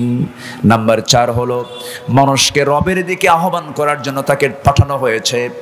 উদউ ইলা সাবিলি রাব্বিকা বিল হিকমাতি ওয়াল মাউইযাতিল হাসানাহ ওয়াজাদিলহুম বিল্লাতী হিয়া আহসান ইন্না রাব্বাকা হুয়া আ'লামু বিমান দাল্লা আন সাবিলিহি ওয়া হুয়া আ'লামু বিল মুহতাদিন। নাম্বার 5 হলো, উপদেশ দেওয়ার জন্য আল্লাহ রাব্বুল আলামিন তাকে পাঠিয়েছেন। আল্লাহ রাব্বুল আলামিন তার ব্যাপারে তাকে অর্ডার দিয়ে বলছেন, ফাযাক্কির ইন্নামা আনতা মুযাক্কির। নাম্বার 6 হলো, মন গড়া কোনো কথা না বলার জন্য তাকে পাঠানো হয়েছে। আমার নবীজি যত জীবনে কথা বলেছেন, কার কথা? নিজের কথা না কার কথা? মন গড়া না আল্লাহর কথা? আল্লাহর কথা। আল্লাহ তাআলা কি শক্ত কথা বলেছেন। আল্লাহ রাব্বুল আলামিন তার ব্যাপারে বলেছেন, ওয়া মা ইয়ানতিকু আনিল হাওয়া ইন হুয়া ইল্লা ওয়াহয়ুন ইউহা। তিনি নবুয়ত প্রাপ্তির পর থেকে শুরু করে নিয়ে 63 বছর 9 ঘন্টা জীবিত ছিলেন। শেষ নিঃশ্বাস পর্যন্ত যত কথা বলেছেন, প্রত্যেকটা কথার মধ্যে ইঙ্গিত ছিল একমাত্র কার? আল্লাহর। নাম্বার 7 হলো দিন প্রচারে বল প্রয়োগ না করা। আমরা কি হিন্দুদেরকে বলি জোর করে তোমরা ইসলাম কবুল করো? আজ থেকে বলি? রাসূল বলেছেন তার নিজের চাচা আবু তালেব, তিনি কি জোর করতে পারতেন না? অনেক কিছু বলতে পারতেন না? জোর করেছেন না। আমার নবীজি নিজের কলিজার টুকরা 2 মেয়েকে বিয়ে দিয়েছিলেন। আবু লাহাবের 2 ছেলের সঙ্গে রাসূল বিয়ে দিয়েছিলেন তার 2টা মেয়েকে। দিন যখন চলে এলো, নবুয়ত যখন পেলেন, 2টা মেয়েকে নবীর ঘরে তালাক দিয়ে পাঠায় দেওয়া হলো। নবুয়ত প্রাপ্তির পরে ইসলাম তেমন একটি বিধানের নাম, ইসলাম আছে সম্পর্ক আছে, ইসলাম নাই সম্পর্ক নাই। আর ওদের সম্পর্ক দেখেন, বিয়ের বাড়ি হলো আমেরিকা, বিয়ের বাড়ি কোথায়? দেশকে খুব ভালোবাসে। আরেক বিয়ের বাড়ি হলো ইংল্যান্ড, এক বিয়ে ইহুদি, আরেক বিয়ে হলো নাসারা। আল্লাহ তাআলা বলছেন এই পৃথিবীতে মুসলমানদের সবচাইতে বড় দুশমন হলো ইহুদি আর নাসারা। আর আত্মীয়তা করার কোনো জায়গা পায় নাই। আত্মীয়তা পাইছে হলো আমেরিকা, আত্মীয়তা পাইছে হলো ইউরোপ। এই হচ্ছে তাদের দেশের প্রতি প্রেম, দেশের প্রতি ভালোবাসা। 18 কোটি মানুষ, এর মধ্যে আর কোনো মহিলা খুঁজে পায় নাই। চলে গেছে সেই 7 সাগর 13 নদী পাড়ি দিয়া কোথায় গেছে? আমেরিকা। যাও, গেছি যখন বিয়েই বাড়ি থাকো, কি ঠিক কি না? আল্লামা সাঈদীর কথাগুলো আজকে অক্ষর অক্ষরে মিলে যাচ্ছে।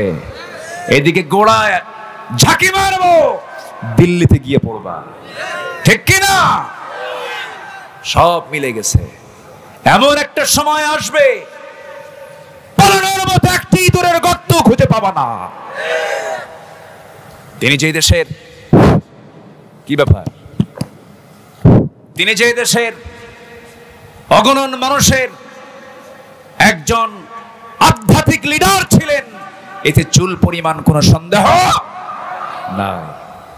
তিনি যা বলেছেন, আল্লাহর ওলিদের মাঝে ফালহামাহা ফুজুরাহা ওয়া তাকওয়াহা, ইলহামটা কে দিয়ে দেন? ওলিদের কারামত মিথ্যা না সত্য? কারামত মিথ্যা না সত্য? সত্য। তবে মাঝে মাঝে খুব একটা জিনিস খুব খারাপ লাগে, আজকে যদি আল্লামা সাঈদী যদি বেঁচে থাকতেন, গোটা পৃথিবীর ইতিহাসে আমি কোন ইতিহাস পাইনি এমন একজন ব্যক্তির শুধু ফাঁসির রায় হয়েছে, সেই ফাঁসির রায়কে কেন্দ্র করে শত শত মুসলমান বুকের তাজা প্রাণ ঢেলে দেওয়ার ইতিহাস নিকটবর্তী 200-300 বছর, আমি যতটুকু ইতিহাস পড়েছি, নিকটবর্তী কোনো ইতিহাসে এমন কোনো রেকর্ডই নাই। আল্লাহু আকবার বলেন। সম্মানিত ভাইয়েরা, তাহলে দিন প্রচারে কোনো কি জোর প্রয়োগ করা যাবে? আল্লামা সাঈদী এমন একটা এলাকার এমপি ছিলেন, যে এলাকার অধিকাংশ ভোটার মুসলিম না হিন্দু? মুসলিম না হিন্দু? হিন্দু। তার সাক্ষীও ছিল কি? হিন্দু। কিন্তু নবীর কি বলে, আমাদের আল্লামা সাঈদীর বিপক্ষে না পক্ষে? পক্ষে। নদী সাঁতরায়া 9 মাসের পেটে বাচ্চা রেখে, 9 মাসের বাচ্চা পেটে আছে, সেই বাচ্চাকে পেটে ধারণ করে নদী সাঁতরায়া এই আল্লাহর পক্ষে তারা ভোট দিয়েছে। তাকে বলা হয়েছে ধর্মান্তরিত করার অভিযোগ তার বিরুদ্ধে লেপন করা হয়েছে, তোকমা লাগিয়ে দেওয়া হয়েছে। কিন্তু ইসলাম কখনো এই কনসেপ্টকে কখনো গ্রহণ করে না। আমার নবীজির নিজ ঘরের আপন চাচাকে কখনো তিনি জোর প্রয়োগ করেননি, বলেননি। কারণ দিন তো জোর করে গ্রহণ করা যাবে না, দিন জন প্রয়োগের কোনো কিছু নয়। দিল থেকে যার ভালো লাগবে সে কালেমা পড়ে মুসলমান হয়ে যাবে। আল্লাহর মেহেরবানি, এই কথা আমি এই 20 বছরে কোনোদিন বলতে পারি নাই। আজ পর্যন্ত আমার যতটুকু হিসাব আছে, আল্লাহ তাআলা এই অধমের হাতে 39 জন বিধর্মী কালেমা পড়ে মুসলমান হয়েছে। সত্য প্রকাশ করতে পারিনি। মিজান আজহারি কি গত এই তো 10-15 দিন আগে মালয়েশিয়া প্রোগ্রাম ছিল। ভাই আমাকে বললেন, ভাইজান আমি দেশ থেকে পালাতে বাধ্য হয়েছি, দেশ থেকে আসতে বাধ্য হয়েছি। আমাকে আসতে বাধ্য করেছে 1 নাম্বার কারণ হলো, একটা মাহফিলে 8 জন একসঙ্গে কালেমা পড়ে মুসলমান হয়েছিল। এটা ছিল তাদের চোখে বড় একটা অপরাধ। এই অপরাধে আমাকে অপরাধী সাব্যস্ত করে আমাকে বাধ্য করেছে বাইরে আসতে। আমি গিয়েছি, আমি চলে আসছি। আমার বন্ধুগণ, আমরা তো কোনো হিন্দু বাড়িতে গিয়ে হানা দেই না, বরং আমরা মন্দির পাহারা দেই, ঠিক কিনা? আমরা মন্দির পাহারা দেই। আর নিকটবর্তী আপনি ভারতের দেশে, ভারতে চলে যান, তারা মসজিদ পাহারা দেয় না, ভাঙ্গে, তারা ভাঙ্গে, আমরা গড়ি। আমরা কোনো মন্দিরে কোনোদিন আঘাত হানি নাই কোনোদিন। কোন হিন্দু ভাইকে আমরা বলি না, ভাই কালেমা যদি না পড়িস তোর খবর আছে, এমন কথা ইসলাম কখনো বলতে বলে না। কারণ আল্লাহ রাব্বুল আলামিন বলে দিয়েছেন রাসূলকে, লা ইকরাহা ফিদ্দিন, দ্বীনের ব্যাপারে কোনো জবরদস্তি নাই। রাসূল যখন চাচাকে বললেন, চাচা আপনি কালেমাটা পড়েন, জেল তামার সঙ্গে খাটলেন। আবু তালেব বলে, মুহাম্মদ শোনো, হাসবুনা মা ওয়াজাদনা আলাইহি আবাআনা, আমাদের জন্য যথেষ্ট। আমার বাপ দাদা যা কিছু রেখে গেছে এর বাইরে যাব না। আমার বাপ আমার দাদা যা করে গেছে এর বাইরে যাব না। রাসূল কিচ্ছু বললেন না। মারা যাবেন, মারা যাওয়ার আগ দিয়ে যখন নবীর কানের সংবাদ চলে আসলো চাচা অসুস্থ, অসুস্থর পাশে গিয়ে, চাচার পাশে গিয়া শিওরে বসলেন। মাথা থেকে পা পর্যন্ত হাত বুলাইয়া দিলেন। হাত বুলাইয়া দিয়া দিয়া আদর করে করে বলছে, চাচা ভাষা শিখালেন, কথা শিখালেন, ব্যবসা শিখালেন, আমাকে বিয়ে করালেন, আমাকে সবকিছু আপনি আমাকে আগলাইয়া দিলেন। জন্মের পূর্বে বাপ হারাইছি, জন্মের পরে মা হারাইছি, 8 বছরে দাদা হারাইছি। ওই যে আপনি পিতার ভূমিকা পালন করে আজ পর্যন্ত যে কষ্টগুলো আমার জন্য করে গেলেন, পুরো কালেমাও পড়া লাগবে না, একটাবার শুধু বলবেন লা ইলাহা ইল্লাল্লাহ মুহাম্মদ সাল্লাল্লাহু আলাইহি ওয়াসাল্লাম বলার দরকার নাই। লা ইলাহা ইল্লাল্লাহ এতটুকু আপনি বলেন, আমি আপনার জন্য নিজে রাসূল আপনার জন্য বেহেশতের জামিন হয়ে যাব।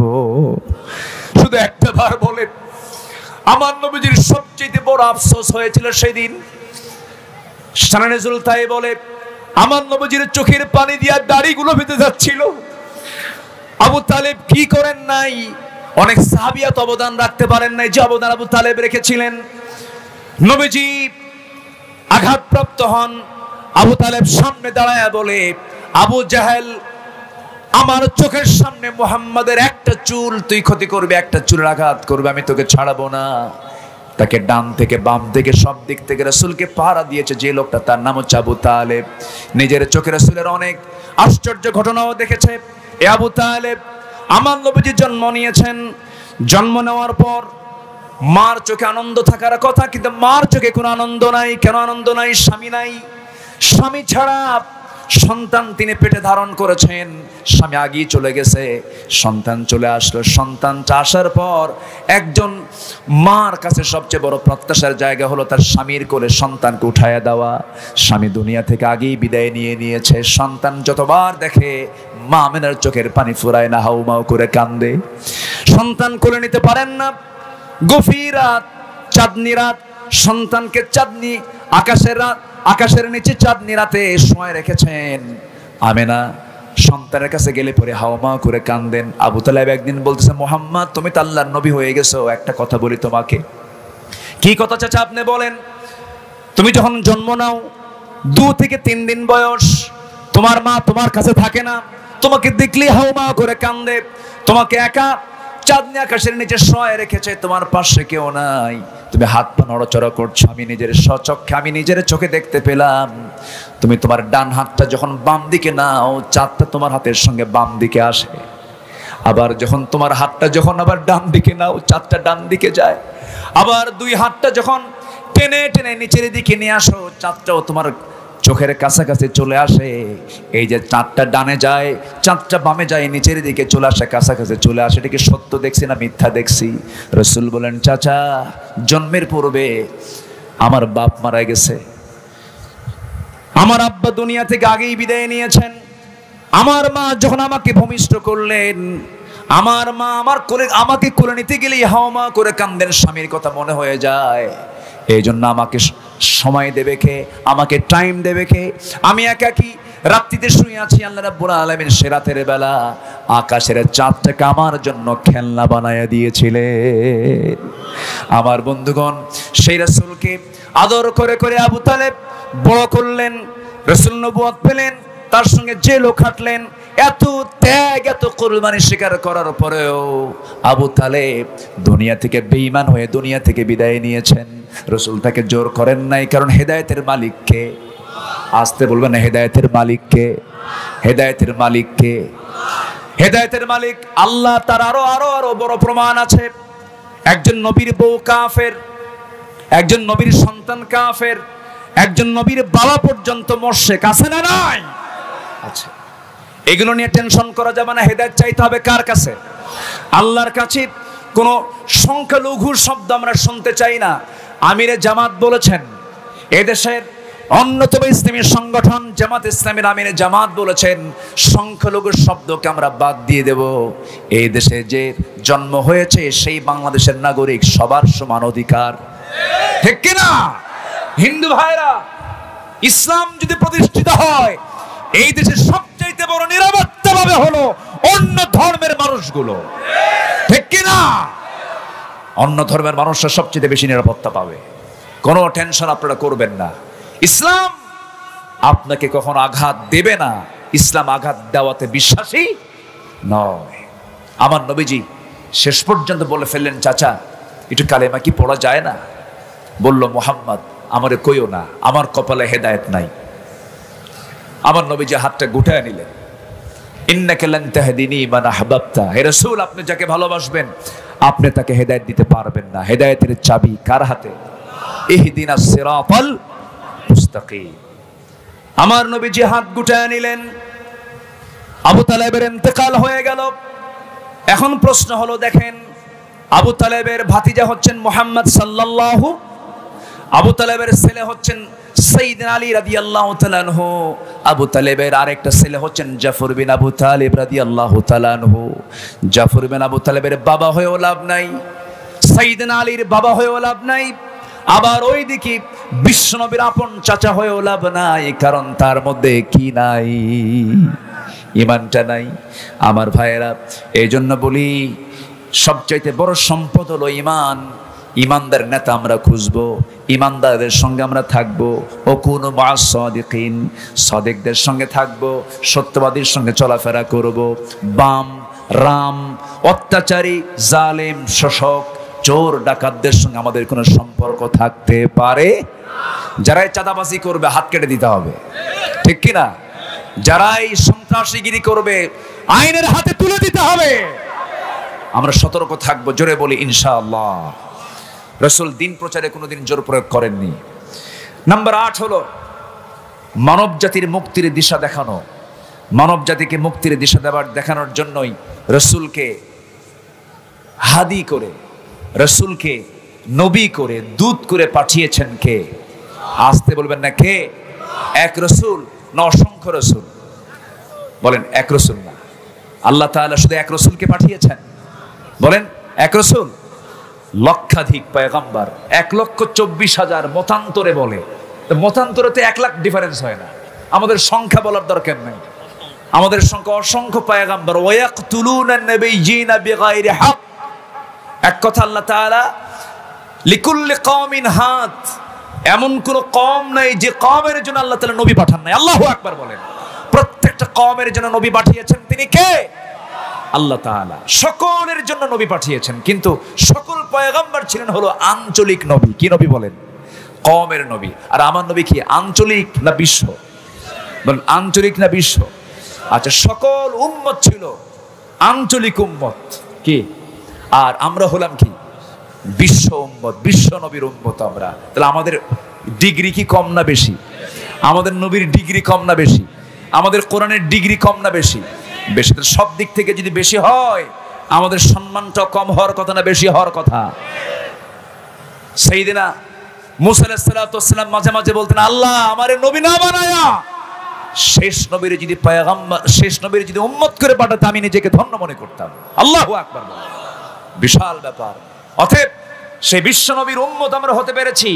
আমাদের চ্যালেঞ্জ সামনে একটাই, সেটা হলো কোন আইন মানি না আল্লাহর আইন ছাড়া।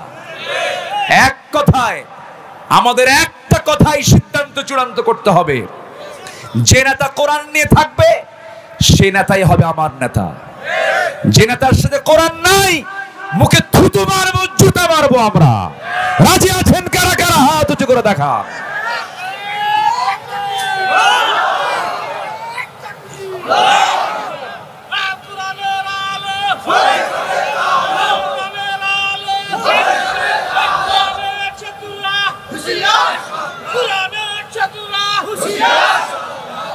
আল্লাহ কবুল করুন। জোরে বলি আল্লাহুম্মা আমিন। আরো জোরে আল্লাহুম্মা আমিন। সম্মানিত ভাইয়েরা, আজকের মাহফিল অনেক মা বোন মন হয়ে আসছে না? মা বোনরা আসছে। মেয়েদের অবদান ইসলামে আছে না নাই? উহুদের ময়দানে শুধু পুরুষ ছিল না, মহিলাও ছিল। এই ছাত্র বৈষম্য বিরোধী আন্দোলনে যারা দুনিয়া থেকে বিদায় নিয়েছে এর মধ্যে মহিলাও আছে না নাই? আসতে বলবেন না, আছে না নাই? আছে। শুধু মাদের ব্যাপারে, বোনদের ব্যাপারে শুধু আমরা একটা কথা বলবো, মেহেরবানি করে আন্দোলন করেন, সংগ্রাম করেন, ডাক্তার হন, ইঞ্জিনিয়ার হন, অফিসে বসেন, সব কিছু করেন, সমস্যা নাই। শুধু একটা অনুরোধ আপনাদের কাছে, ছাত্রী সমাজ যারা আছেন, ইউনিভার্সিটিতে যারা, আপনি কেন ডাক্তার হবেন না? পর্দাশীলা মহিলার পেটের অপারেশন করার জন্য পুরুষ ডাক্তার দরকার না মহিলা ডাক্তার দরকার? মহিলারা ডাক্তার হবে, ইঞ্জিনিয়ার হবে, তারা বড় বড় জ্ঞানী হবে, প্রফেসর হবে, তারা শিক্ষিত হবে, কোনো বাধা ইসলামে নাই। কিন্তু মা, দয়া করে কপালে টিপটা না দিয়া, মাথার চুলটা না দেখায়া, সৌন্দর্যটাকে স্বামী ছাড়া অন্য কারোর সামনে ডিসপ্লে না করে, একটু বোরকাটা পরে, পর্দার পোশাক পরে শালীন হয়ে চলাফেরা করুন। এই দেশের কোটি কোটি নারীরা অনায়াসে আল্লাহর জান্নাতে চলে যাবে, আল্লাহ কাউকে বাধা দেবেন না। আমার দেশের মারা অন্য দেশের মহিলাদের চেয়ে অনেক ভালো, অনেক ভালো। ঘুরেছি তো, গোটা পৃথিবীর অনেক জায়গায় ঘুরেছি। আমার দেশের মায়েরা, এদের কাছে ইসলাম বোঝানো, ইসলাম পৌঁছানো খুবই সহজ। কিন্তু এদেশের কিছু ঘাপটি মার্কা, কিছু বদমাইশ নেতৃত্বের জন্য এটা সবচাইতে বড় দায়ী। ঠিক কিনা বলেন? গান বাজনা করানোর জন্য কিছু অভিভাবক আছে, নিজের মেয়েকে মঞ্চে তুলে দেয়, তুই নাচ। জয়পুরহাটে মনে হয় নাই? বিচিত্র অনুষ্ঠানের নামে হাই স্কুলে কিছু অনুষ্ঠান করা হয়, নাচা হয়, অশ্লীল নৃত্য পরিবেশন করা হয়। আমরা প্রশাসনকে, আমরা আইন মন্ত্রণালয়ের দায়িত্বে যারা আছেন তাদেরকে বলবো, আমার মা বোনদের ইজ্জতের দাম আছে না নাই? আমার মার অশ্লীল দৃশ্য, পেট বের করা, পিঠ বের করা, চুল বের করা, এমন নোংরা দৃশ্য আমরা আর দেখতে চাই না। কি ব্যাপার? হ্যাঁ, বিদ্যুৎ আসছে? যে বিদ্যুৎ আসছে আবার বিদ্যুৎ যায়, এটা তো পূর্বের সরকারের বৈশিষ্ট্য। এখন এটা যদি আমাদের এখনো হয়, কেবল শুরু হলো তো, এখন শিশু তো, বাচ্চার বয়স কয় মাস? হয়নি তো 1 মাস, একদিন শর্ট আছে। তো বাচ্চার বয়স যদি 1 মাসই না হয়, ও তো দুধ খাইতে হয় কেমনে তাও তো জানে না। একটু সময় দেন।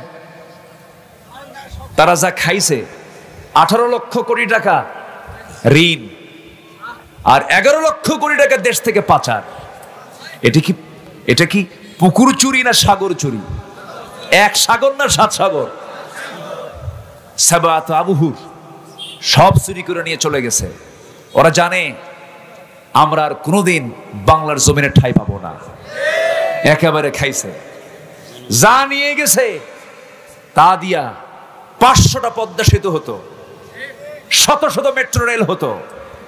এই দেশের কাঠামোগত উন্নয়নের জন্য যা বাজেট লাগতো তার চাইতে ডাবল ডাবল তারা লুটপাট করে নিয়ে চলে গেছে। সব নিয়ে চলে গেছে, কিন্তু নিয়ে গেলে হবে কি? আমরা নিয়ে যেতে দেব না, আমরা সব বের করে আনবো। জোরে বলি ইনশাআল্লাহ, আরো জোরে বলি ইনশাআল্লাহ। এই জন্য একতাবদ্ধ হওয়ার দরকার আছে না নাই? কার দাড়ি ছোট, কার দাড়ি বড়, কার দাড়ি আছে, কার দাড়ি নাই, কার মাথার টুপি লম্বা, কার মাথার টুপি গোল, কার জালি টুপি, কার ভরা টুপি, কে ফাড়া পাঞ্জাবি, কে জুব্বা, কে পায়জামা, কে প্যান্ট, কে কোন দরবার, কে নাভিতে হাত বাঁধে, কে বুকে হাত বাঁধে, কে আমিন আসতে বলে, কে আমিন জোরে বলে, এগুলো দেখার সময় এখন নাই আমাদের। কোন দরবারের ধোঁয়া দিবেন না, কোরআনকে সামনে রেখে। কোরআন কয়টা? আল্লাহ কয়জন? নবী আমার একজন। আমাদের নবী এক, আমাদের আল্লাহ এক, আমাদের কিতাব এক। সকল দ্বন্দ্ব ভেদাভেদ ভুলে গিয়ে কোরআনকে যারা পার্লামেন্টে দেখতে চান, ছোটখাটো সমস্ত মতনৈক্যের দিকে না তাকায়া ইখতিলাফ মাল ইত্তেহাদ কায়েম করে এই বাংলার জমিন আল্লাহর দিন কায়েমের জন্য সর্বাত্মক মাঠে ময়দানে সবাই কি কাজ করতে রাজি আছেন? রাজি আছেন? কোন কোন বীর জওয়ানরা হাত উঁচু করে দেখা।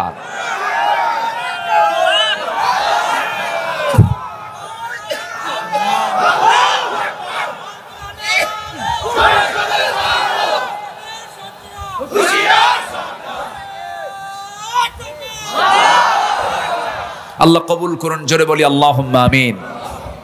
সম্মানিত ভাইয়েরা, সম্মানিত বন্ধুগণ, এখান থেকে বাড়ি যাওয়ার পর গুরুত্বপূর্ণ একটা নামাজ আছে। সেই নামাজের নাম কি? আলহামদুলিল্লাহ। আলহামদুলিল্লাহ। বাংলাদেশের ইতিহাসে একটা ইউনিয়নে 3টা কামিল মাদ্রাসা। কোন জেলা? বুঝলাম না, ছাত্রের চাইতে মাদ্রাসা বেশি। হ্যাঁ, আর ইউনিয়নের নাম কি? মুম্বাই। বম্বু। এই মুখস্থ করতে হতে 3 যুগ লাগবে। হানাইলকের মধ্যে তাই? আচ্ছা, আলহামদুলিল্লাহ। 1918 সালে এই মাদ্রাসা প্রতিষ্ঠা পায়।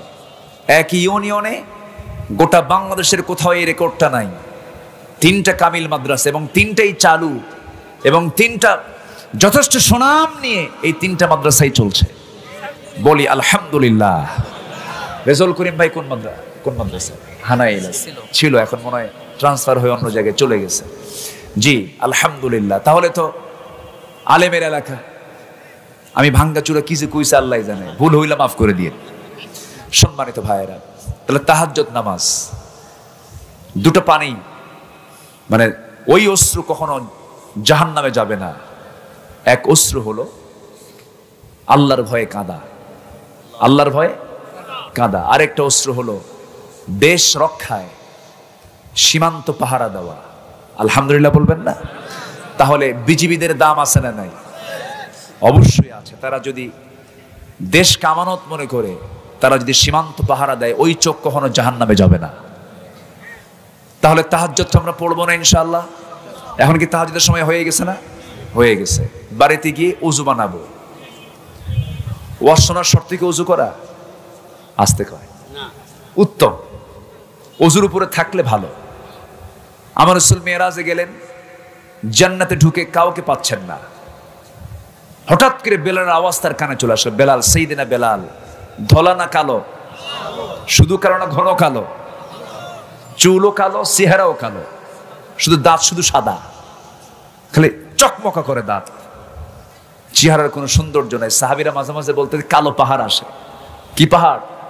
কালো পাহাড়। রাসূল বললেন, এই সাহাবীরা, আমার বেলালকে কালো পাহাড় বলো না। তোমরা কি জানো আমি হলাম ইমাম আর আমার বেলাল হলো মুয়াজ্জিন? যেরকম সুবহানাল্লাহ। কে বলেছেন? নেলসন ম্যান্ডেলা, বড়বাদী বৈষম্যের নেতা। আমার নবীজি ইমামের দায়িত্ব পালন করলেন, তার মুয়াজ্জিন বানালেন কালো বেলালকে। ওয়াজআলনাকুম শুউবা ওয়া ক্বাবাইলা লিতাআরাফু ইন্না আক্রামাকুম ইনদাল্লাহি আতকাকুম। আল্লাহু আকবার। আমার নবীজি সাইয়েদনা বেলালকে সম্মান দিলেন। রাসূল জান্নাতের মধ্যে তার আওয়াজ শুনতে পাচ্ছেন। দুনিয়াতে এসে বলেন, বেলাল তুমি দুনিয়াতে, কিন্তু তুমি জান্নাতে ঘুরলা কেমনে? তোমার আওয়াজ পেলাম পায়ে হাঁটার। তুমি কি আমল করো বলো তো? সাইয়েদনা বেলাল বলেন, হুজুর ওযু করি, নামাজ পড়ি। আমি ওযু ছাড়া কখনো থাকি না, যখন আমার ওযু যায় ওযু বানায় নি 2 রাকাত নামাজ পড়ি। জোরে বলি সুবহানাল্লাহ। এই আমলটাকে আমরা করব, জোরে বলি ইনশাআল্লাহ, আরো জোরে বলি ইনশাআল্লাহ।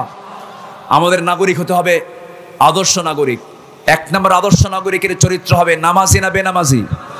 আপনি নামাজি হবেন না, এই রাষ্ট্রের আপনি হক নষ্ট করছেন। একটা আদর্শ দেশের আদর্শ নাগরিক হতে হলে প্রথম শর্ত হলো কয় ওয়াক্ত নামাজ? 5 ওয়াক্ত নামাজ আমরা কেউ ছাড়বো না। রাজি আছেন কারা কারা? হাত উঁচু করে দেখান। জোরে বলি ইয়া আল্লাহ। আমাদেরকে 5 ওয়াক্ত সালাত আদায় করার তৌফিক তুমি আল্লাহ দিয়ে দাও। জোরে বলি আমিন, আরো জোরে আমিন, আরো জোরে আমিন। হাত নামান। বাড়ির বউ কাউকে দেখাবেন না। বাড়ির বউ পাবলিকের না স্বামীর? পাবলিক করে এমন স্বামী আছে না নাই? বউ কি পাবলিক না পার্সোনাল? বউয়ের ছবি সুন্দর করে তোলে, ফেসবুকে দিয়া আপলোড করে, লেখে স্ট্যাটাস, প্রিয় বন্ধুরা আসুন আমার বউটাকে সবাই মিলে জামাতের সাথে দেখি। যেরকম নাউজুবিল্লাহ। আসতে বলবেন না, আছে না নাই বলেন? বউকে জামাতের সঙ্গে দেখা যায়? বউ দেখবে কয়জন? কার বউ? ভালো করে কোন, কার বউ? নিজের বউ না অন্যের বউ? নিজের বউ। অন্যের বউ দেখা কি? আসতে কয়। অনেকে কিছু আরাম। আরাম না হারাম? আরো জোরে, আরো জোরে। শালিকে দেখা যাবে, শালিকে আজ থেকে শালিকে দেখা যাবে। শালিকে দেখা কি? কিচ্ছু কয় না, কোন জোরে কোন? হারাম। আচ্ছা, শালার বউ, শালা বিয়া করে নাই, শালার বউ দেখতে যায় এমন দুলাভাই আছে না নাই? এটা কি সুন্নতে মুআক্কাদা? আসতে কয়। শালাকে বলে তুই কি বউ বুঝিস কিছু? বউ কেমন কি আমার তো অভিজ্ঞতা আছে। দেখছেন কত বড় লুচ্চা আছে না নাই? আছে। বউ দেখবে, বিয়ে করার জন্য বউয়ের পাত্রী দেখতে যাবে, মানে পাত্রী নির্বাচন করার জন্য দেখতে যাবে। ছেলে নিজে না ছেলের বাবা যাবে? ছেলের দুলাভাই যাবে। কে যাবে? ছেলে নিজে দেখবে। দুলাভাইও জায়েজ নাই, বাবাও জায়েজ নাই। এগুলো ভুল করে। আবার কিছু নামাজিও আছে, শালি নিয়ে ঘোরে, বউ নিয়ে ঘোরে না। বউ তো পুরাতন। শালিকে বলে ও হুন্ডা, হুন্ডায় চড়ায়। শালি মনে মনে চিন্তা করে যে কোনোদিন এই মেলা দেখি নাই, গোপীনাথের মেলা দেখি নাই। হুজুর কিন্তু সব খবর রাখে। তো গোপীনাথের মেলায় দুলাভাই যখন অফার করছে, এই চান্স তো জীবনে নাও আসতে পারে, যাই। হুন্ডায় চড়ছে, লজ্জাও পায়, দুলাভাই মানুষ। তো পিছনে উঠে চিন্তা করে গায়ের সঙ্গে গা লাগালে কেমন হয়, এটা তো উচিত না। তো গাটা না লাগাইয়া মাঝখানে একটা ফাঁকা রাখছে যেন গা না লাগে, পিছনে শক্ত করে ধরে আছে। দুলাভাই এমন আরাম পাচ্ছে না, আছে না? আছে না? সামনে যায় এমন ব্রেক মারে, এক ব্রেকে গ্যাপ পুরো। আছে না নাই? শালি মারা গেছে, দাফন করতে হবে। তো শালির কবরে নামছে হলো দুলাভাই। হুজুর দেখে কয় লা হাওলা ওয়ালা কুওয়াতা ইল্লা বিল্লাহ। এই তুমি নামছো কেন? তোমার নাম হারাম। দুলাভাই মনে মনে করে সারা জীবন তাজা শালি হুন্ডা নিয়ে ঘুরলাম, কোনো ফতুয়া নাই। মরার পরে মরে গেছে শালি, এখন কয় হারাম। সম্মানিত ভাইয়েরা, আমাদের ভালো হওয়ার সময় আমরা এখন পেয়েছি। বোরকা পরলে কেউ আর বলবে না জঙ্গির পোশাক, মাথায় টুপি পরলে কেউ বলবে না এটা জঙ্গির টুপি, দাড়ি রাখলে পরে আমাদের কেউ আর বাধা দেবে না। বহু লটর ফটর করেছ, বহু ষড়যন্ত্র করেছ। ভালো হও, ভালো হও, নচেত এই জাতি তোমাদের কাউকে ক্ষমা করবে না। এরাই রাসূলুল্লাহর মাথার টুপি কুকুরের মাথায় চড়িয়ে দিয়েছিল। কিছু নাস্তিকের বাচ্চা এখনো আছে না নাই? নিঝুম মজুমদার গা ঢাকা দিয়ে বসে আছে। নিঝুম মজুমদার আল্লামা সাঈদী কিনে বাজে কথা বলেছে। নিঝুম মজুমদার কোথায় আছে খুঁজে বের করতে হবে। সম্মানিত ভাইয়েরা, এরকম শত শত নাস্তিকের তালিকা এখন আমরা করব। নাস্তিকদের আল্লাহ সহ্য করেন না, ইমানদার সহ্য করতে পারে না। লেখার শক্তি আল্লাহ তোমাকে দিয়েছে, তসলিমা নাসরিনের মতো লেখা বাদ দিয়ে দাও, নাস্তিক হুমায়ুন আজাদের মতো লেখা বাদ দিয়ে দাও। লেখো মতিউর রহমান মল্লিকের মতো, লেখো কবি আল মাহমুদের মতো, লেখো জাতীয় কবি নজরুল ইসলামের মতো। আল্লাহ তোমাকে নিয়ামতে ধন্য করেছেন।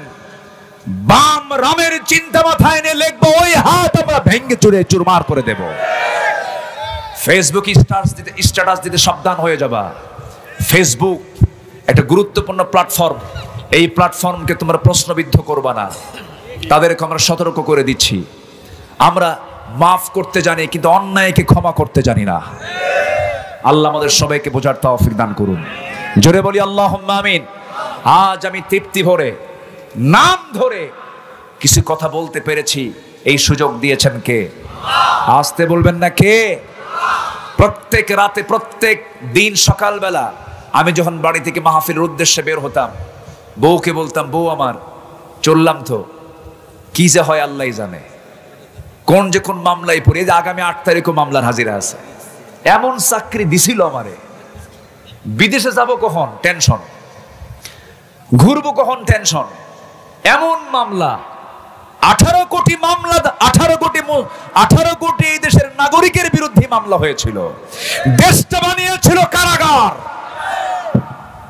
তাই আমরা দেখেছি 8 তারিখে মামলার হাজিরা আছে।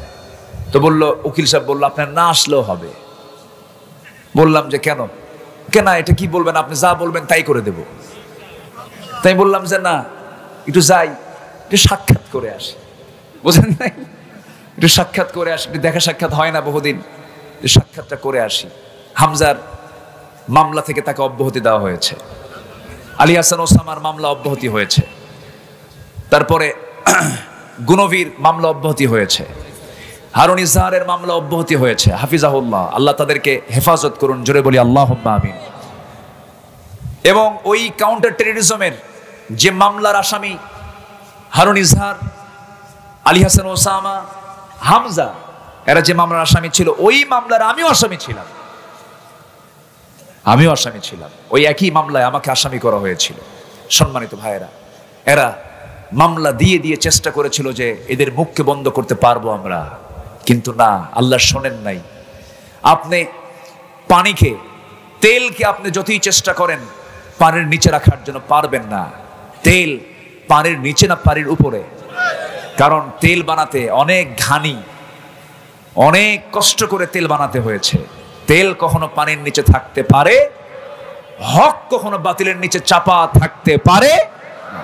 আল্লাহ মুহূর্তের মধ্যে সবকিছুর ফায়সালা করে দিয়েছেন। এখন আমরা দেশ গড়ব কি দিয়া? আজ দেশ গড়ব কি দিয়া?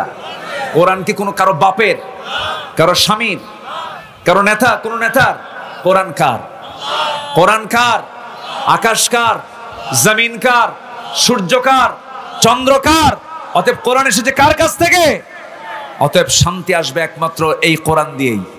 কোরআনের শাসন বাংলার জমিন আমরা চাই। সবাই চান তো ইনশাআল্লাহ? আর তো জঙ্গিবাদের গালি নাই, আর তো যুদ্ধবাদের গালি নাই, সন্ত্রাসীর গালি নাই। আমরা এখন কোরআনটাকে আমরা চাই।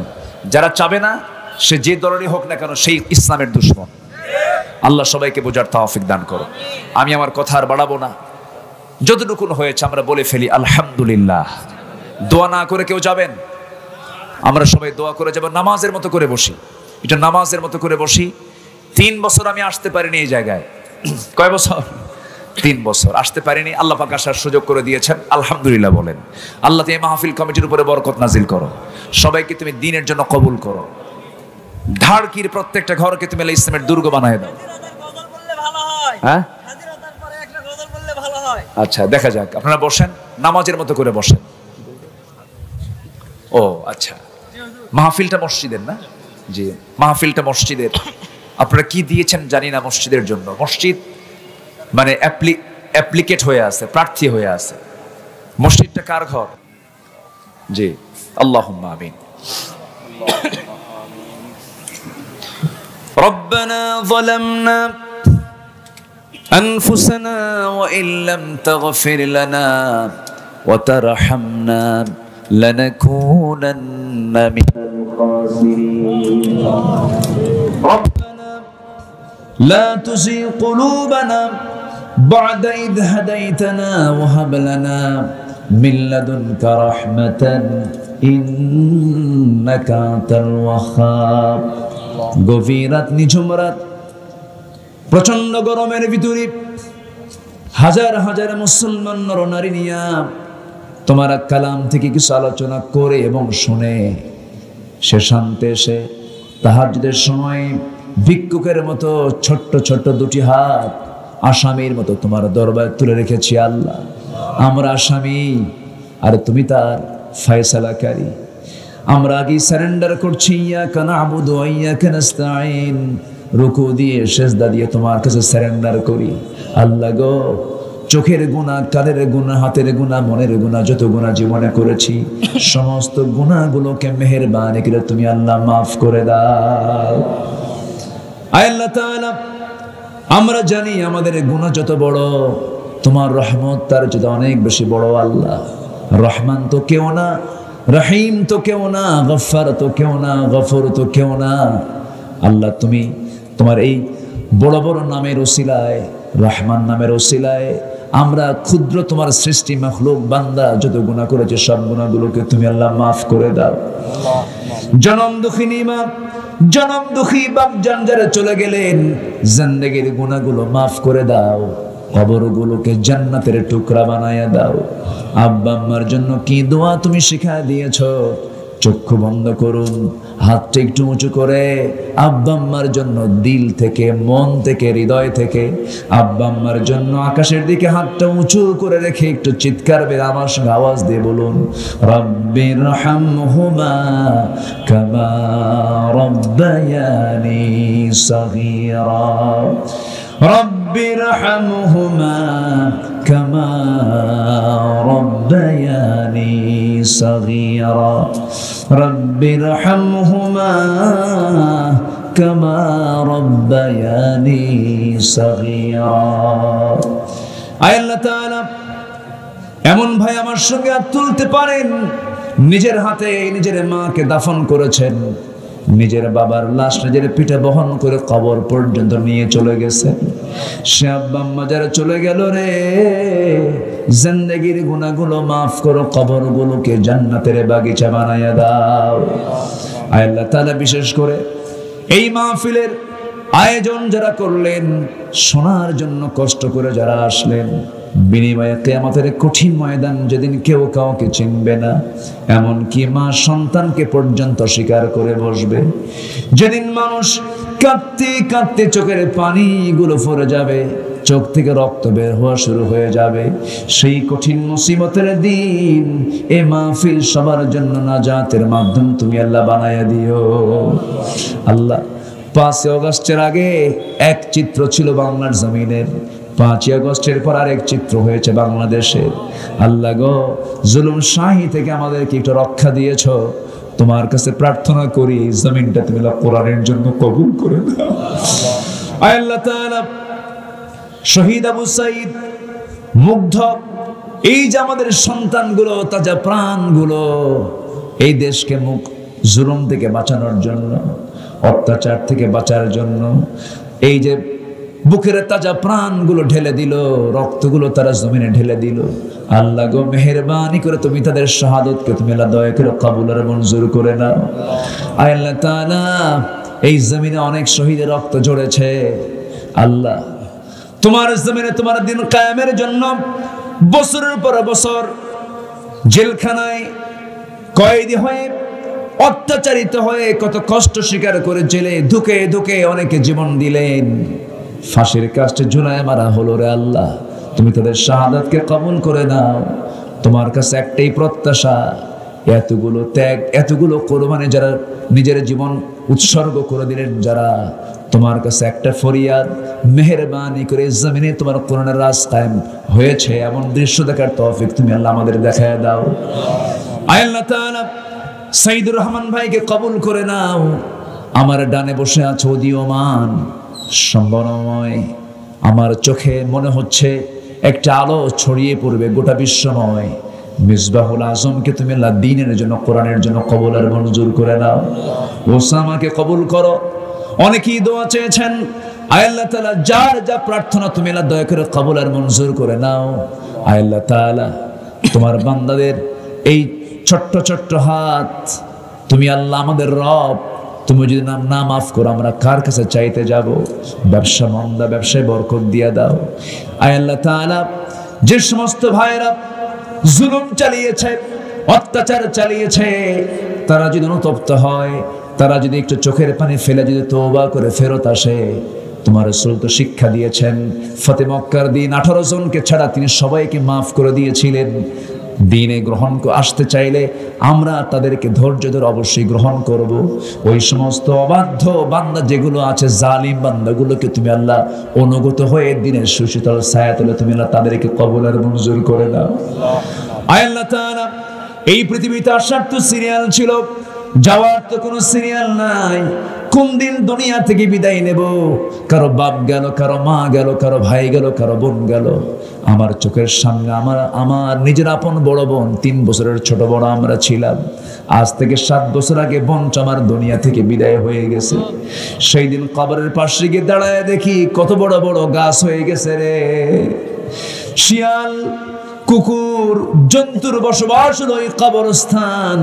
ও আল্লাহ, আমাদেরকে সে একই জায়গায় যেতে হবে, ঘুরে ফিরে একই সেই স্টেশনে হয়ে সেই জায়গায় সবাইকে হাজির হতে হবে। আল্লাহ, তোমার কাছে ফরিয়াদ করে ডান হাতে আমলনামা না আসা পর্যন্ত আমাদের কাউকে মরণ দিও না।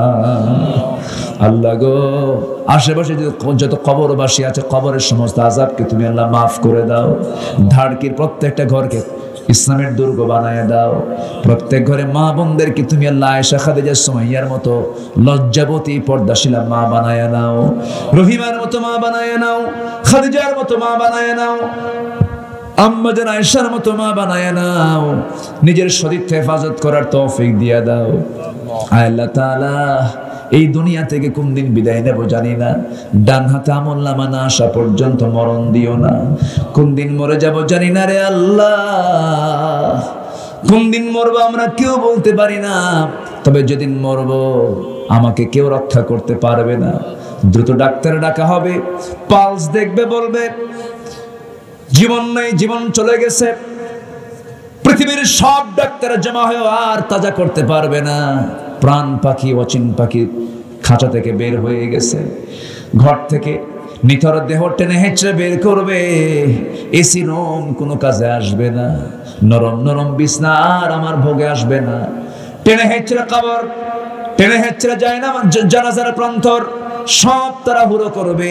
সন্তান পর্যন্ত বলবে তাড়াতাড়ি জানাজা দিয়ে দাও। লোকজন হাজির হয়ে যাবে, কবরে শোয়া দেবে, বাঁশ চাপা দেবে, মাটি চাপা দেবে। ওই যে বিদায় দিয়ে দেবে রে, আর কোনোদিন কেউ খোঁজ নিতে যাবে না।